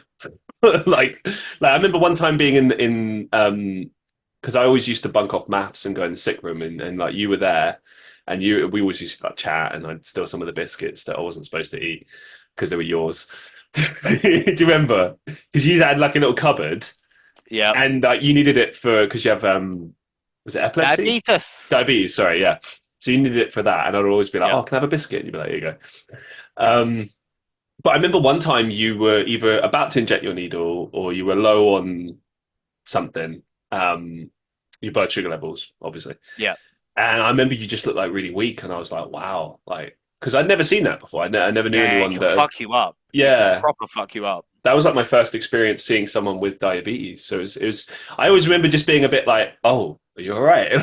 Fuck. No, but like I always used to hear about silly shit. Like I remember Alfie broke his arm one time, and I remember seeing him hearing about it. I saw him as he broke it, and I remember just being impressed that he wasn't crying. But I think he like broke fingers before and stuff, so he was used to the pain. But it was pretty brutal. I remember that there were people mocking him and like calling him a wuss, and I was like, he just broke his arm. Yeah, like, you got to break an arm and not cry. Like I think he's pretty brave. And then he became an arsehole because then he had one of those casts, and he'd always threatened to swing it. And of course, because if you smack someone with a cast on the arm, gonna hurt. Yeah.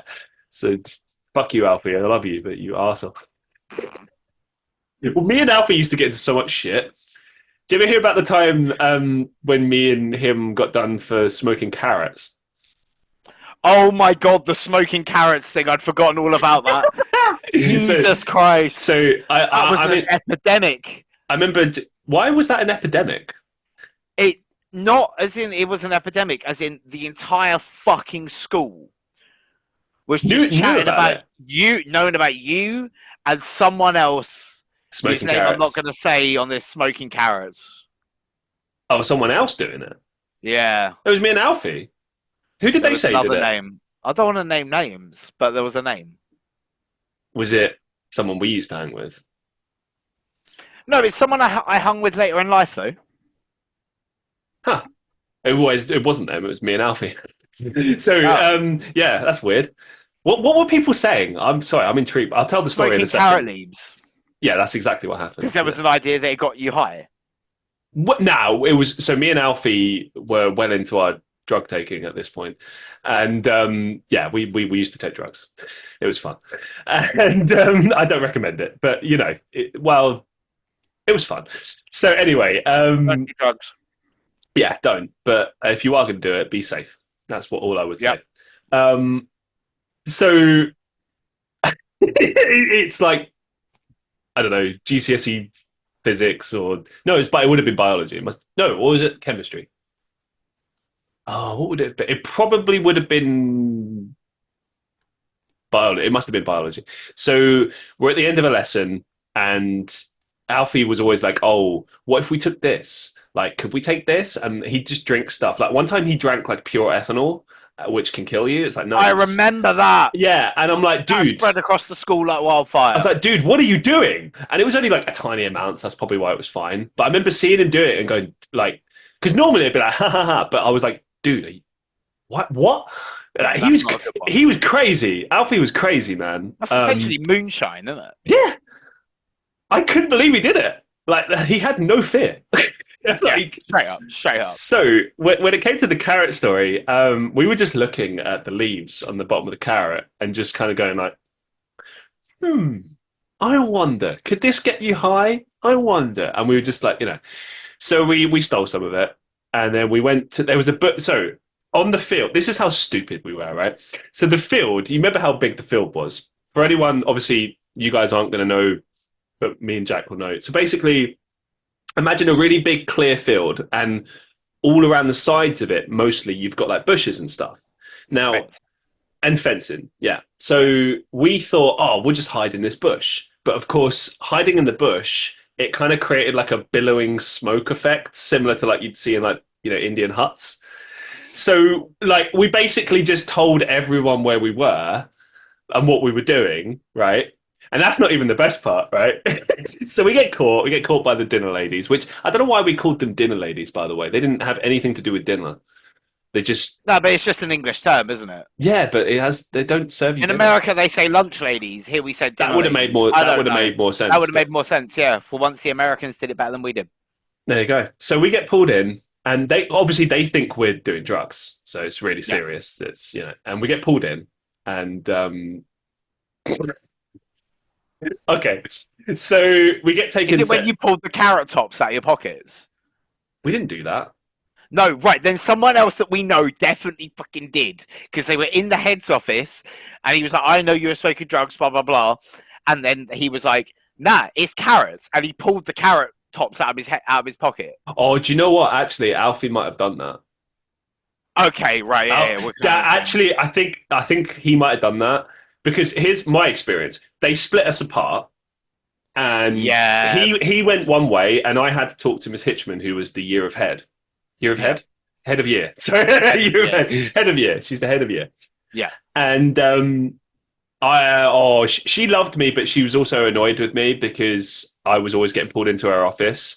And that time, I remember her just being like, "Why are you in my office? Why are you here? Like, what are you doing?" But she was obviously being very serious because she thinks it's drugs. Now, I should give some context. She was brilliant because she was a mother. Any teacher in that school that was a mother or a parent, they just see and got it. They understood children. They had good temperament. She was stern but fair, always fair. I loved her. So she thinks it's drugs. So she's really like serious, really serious. She's like, Christian, what did you have? You need to tell me the truth. And so I was like, so we had carrot leaves, and then she went, what? She tried not to laugh. She's like, what? And I was like, we had. So we were in science, and we thought it would be a funny idea to take the carrots from the the leaves from the carrots and roll it up and see if we could smoke it. And she just didn't say anything. She's like trying to hide a laugh. I could tell she's just thinking like, what are these fucking idiots doing? I know for a fact she would have gone home that night and been like, oh, you never guess what this kid did. I remember, I think it was because of you two, well, partially. They set up this thing of like, you can't smoke within a mile of the school. Even if you're in sixth form, you can't smoke within a mile of the school. Nah, No. No, Because here's how it went down. So my grandparents used to lived around the corner. Yeah. I used to go and stand on their driveway and smoke cigarettes. And the amount of teachers that tried to challenge me in sixth form, but tried to get me detention, and I was like, no, dude, my grandparents live here. And they're like, no, you need to be a mile away from the school. I'm like, no, my grandparents live here. Yeah. I'm seeing my grandparents. I can smoke here. And like, I never got a detention. Well, that's the thing as well. Challenge it. I remember the teachers. I'm really dropping them in it now. They used to all smoke in the alleyways. Yeah, and we would smoke in the alleyways. That's why it got implemented, because they didn't want that happening. In sixth form, and even in latter end of school, sometimes the teachers bomb cigarettes off you. Yeah, and I know one in particular who was my media teacher. One of my media teachers in sixth form. Amazing. Yeah. You know who I'm talking about. No. I think he was Canadian or American. Canadian? Yeah. Or American. Oh, no, I don't know. Media teacher. Mr. Daly? Oh, I never had him, but I've heard he was... a cigarette if you ask for him. I heard he was really cool. I'm a cigarette. Yeah, he was solid. Quite an angry man, but fair man. Do you know what I mean? Like... Probably just hated being a teacher. Yeah, as I would as well in that profession. But at the same time, like if you were cracking on and doing stuff, he was all right with you. Oh, dude, I've never picked your brains about this. What else did you hear about me at school? Rumors about me. I'm interested. That was it, really. Really? Just that one? Yeah. Yeah. Huh. That was your claim to fame, smoking carrot leaves. Interesting. Apparently I was referred to as the nice one in a particular trio that I remember me hanging around in. I'm not going to name names, but two not so nice people. You know, them, weren't there? Yeah. I mean, I can't remember. Do you know what? Two people that were not so nice to the both of us. Yep. And I just in the alternative crew, apparently I was referred to as the nice one out of those three, and I was like, "Oh, that's interesting," because I was also on the receiving end of. I know crap. It cracks me up. I know I was viewed by a lot of people in that alternative scene that hate them very much. Hate them. That he's not. Yeah, but he's not really like a real one because he likes the Jonas Brothers. It's just like kind of poser, and then it's like look down the road, guys. Oh god, I hated how this is why I didn't hang around in that group as well. I know what you mean. Like I tried to be friends with that group, but they were judgment. Like they would say shit behind your back. Like, yeah. Do you remember Ben? Yeah, I love Ben. So Ben was really close. I was close with him, but then then you had a falling out, didn't you? Yeah, and it was entirely his fault. So basically, he would treat me like crap. Like, and I'm not saying I was the nicest either. Like, I don't get me wrong. I did things wrong. I mean, we were kids. We were teenagers. Yeah. But I remember falling out with him because, like, I challenged him on things. Like, there was times when he left me waiting, and he like in Uxbridge, and I was like, "Hey, let's hang out," and I'd be calling him like ready to wait for him, and there was this other guy we knew called Ryan who ended up being in my band. And yes, I remember Ryan. Cool guy, nice guy. So we were like waiting for him, and he wouldn't show up, and he'd try and fob us off and be like, "Oh yeah, I'm in the shower. Oh yeah, I'll be right there," and then he never came. Or like for instance, him and other people like Chris and stuff would be like, "Oh," and Stephen included in this. they would be like, "Oh yeah, we're hanging out." Or sorry, they wouldn't tell you that they were hanging out. So they would be like, "Oh, sorry, Oh, I'm busy," and then I'd find them all together. yeah. And then I realized, like, and this is why I just was like, "Fuck you" to a lot of them, and just did my own thing after that because I was tired of them lying. Like, if you don't like me, just say you don't like me, but don't lie to me. Do you know what I Yeah, mean? I get Like, that.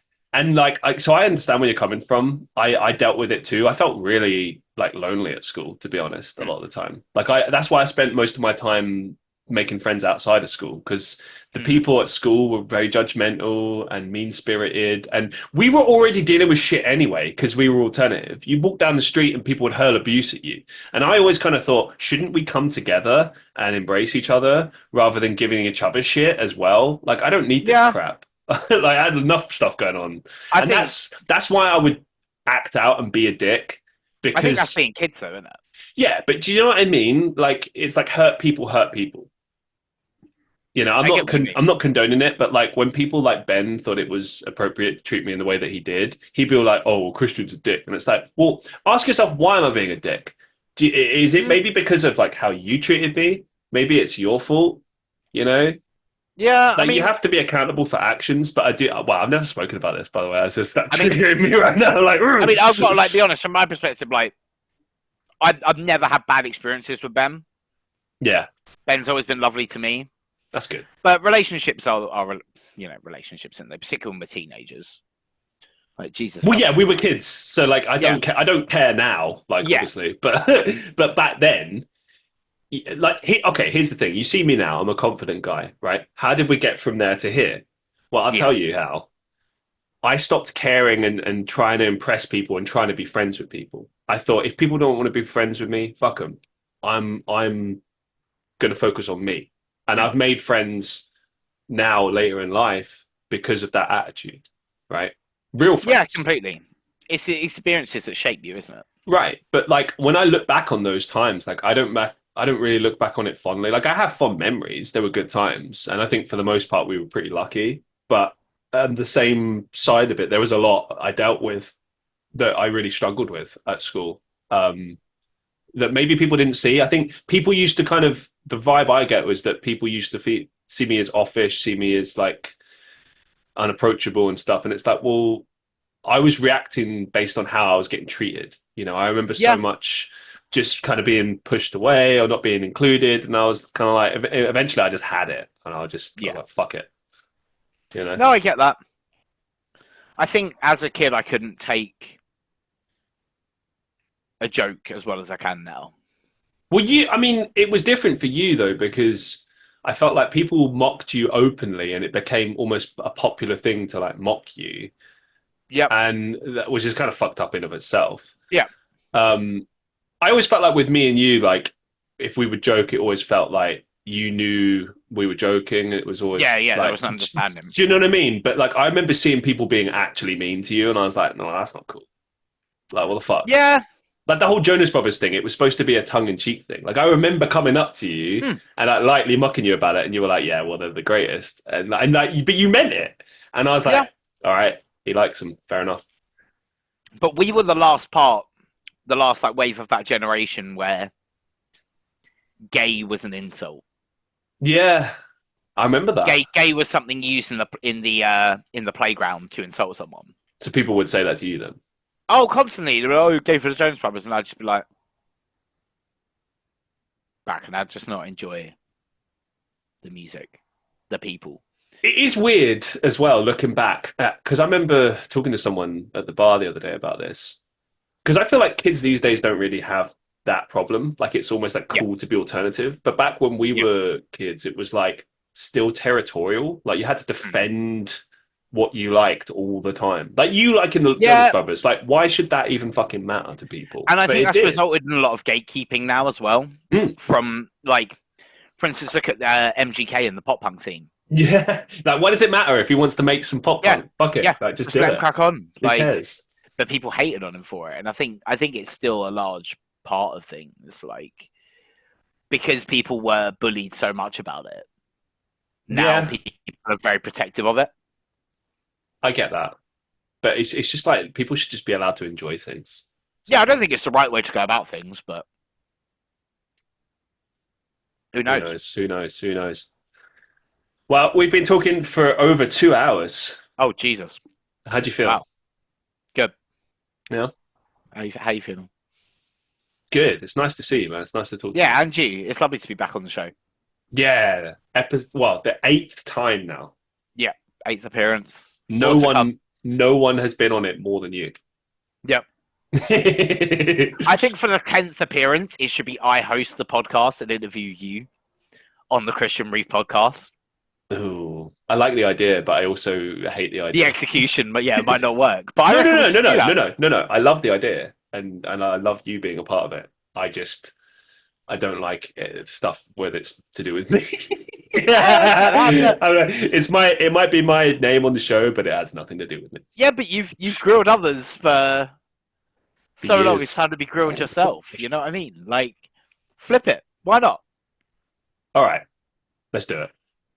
We've still got another performance before another appearance. Performance. Yes, it's a performance. Been lying the whole time. Yep. No. Yeah, I'm up for that. That could be fun. Absolutely. Listen, man, thank you so much for being on the show, and Thank you I for having me. hope we've managed to kind of push you in the right direction as well, because I think that you should keep doing what you're doing. Don't give up Yep. hope on stuff. And I don't know. I feel like the future's bright for you, especially when it comes to like what you Yeah, do. I I'm don't know. definitely getting there. You know, we got to keep moving forward, right? I think so. That's the main thing. So that's what Sonic would want. That's what I've got to do. Couldn't put it better myself. Thank you so much for appearing on the show, Jack. I'll make sure to leave all the links in the description as always. Thank you to the listeners of the podcast for checking out this show and Big ups. Subscribe. Yeah, subscribe, man. Go support the show if you like it. Share it around. Let's try and reach more people. Thank you so much for watching and listening. And until next time, see you in the next one.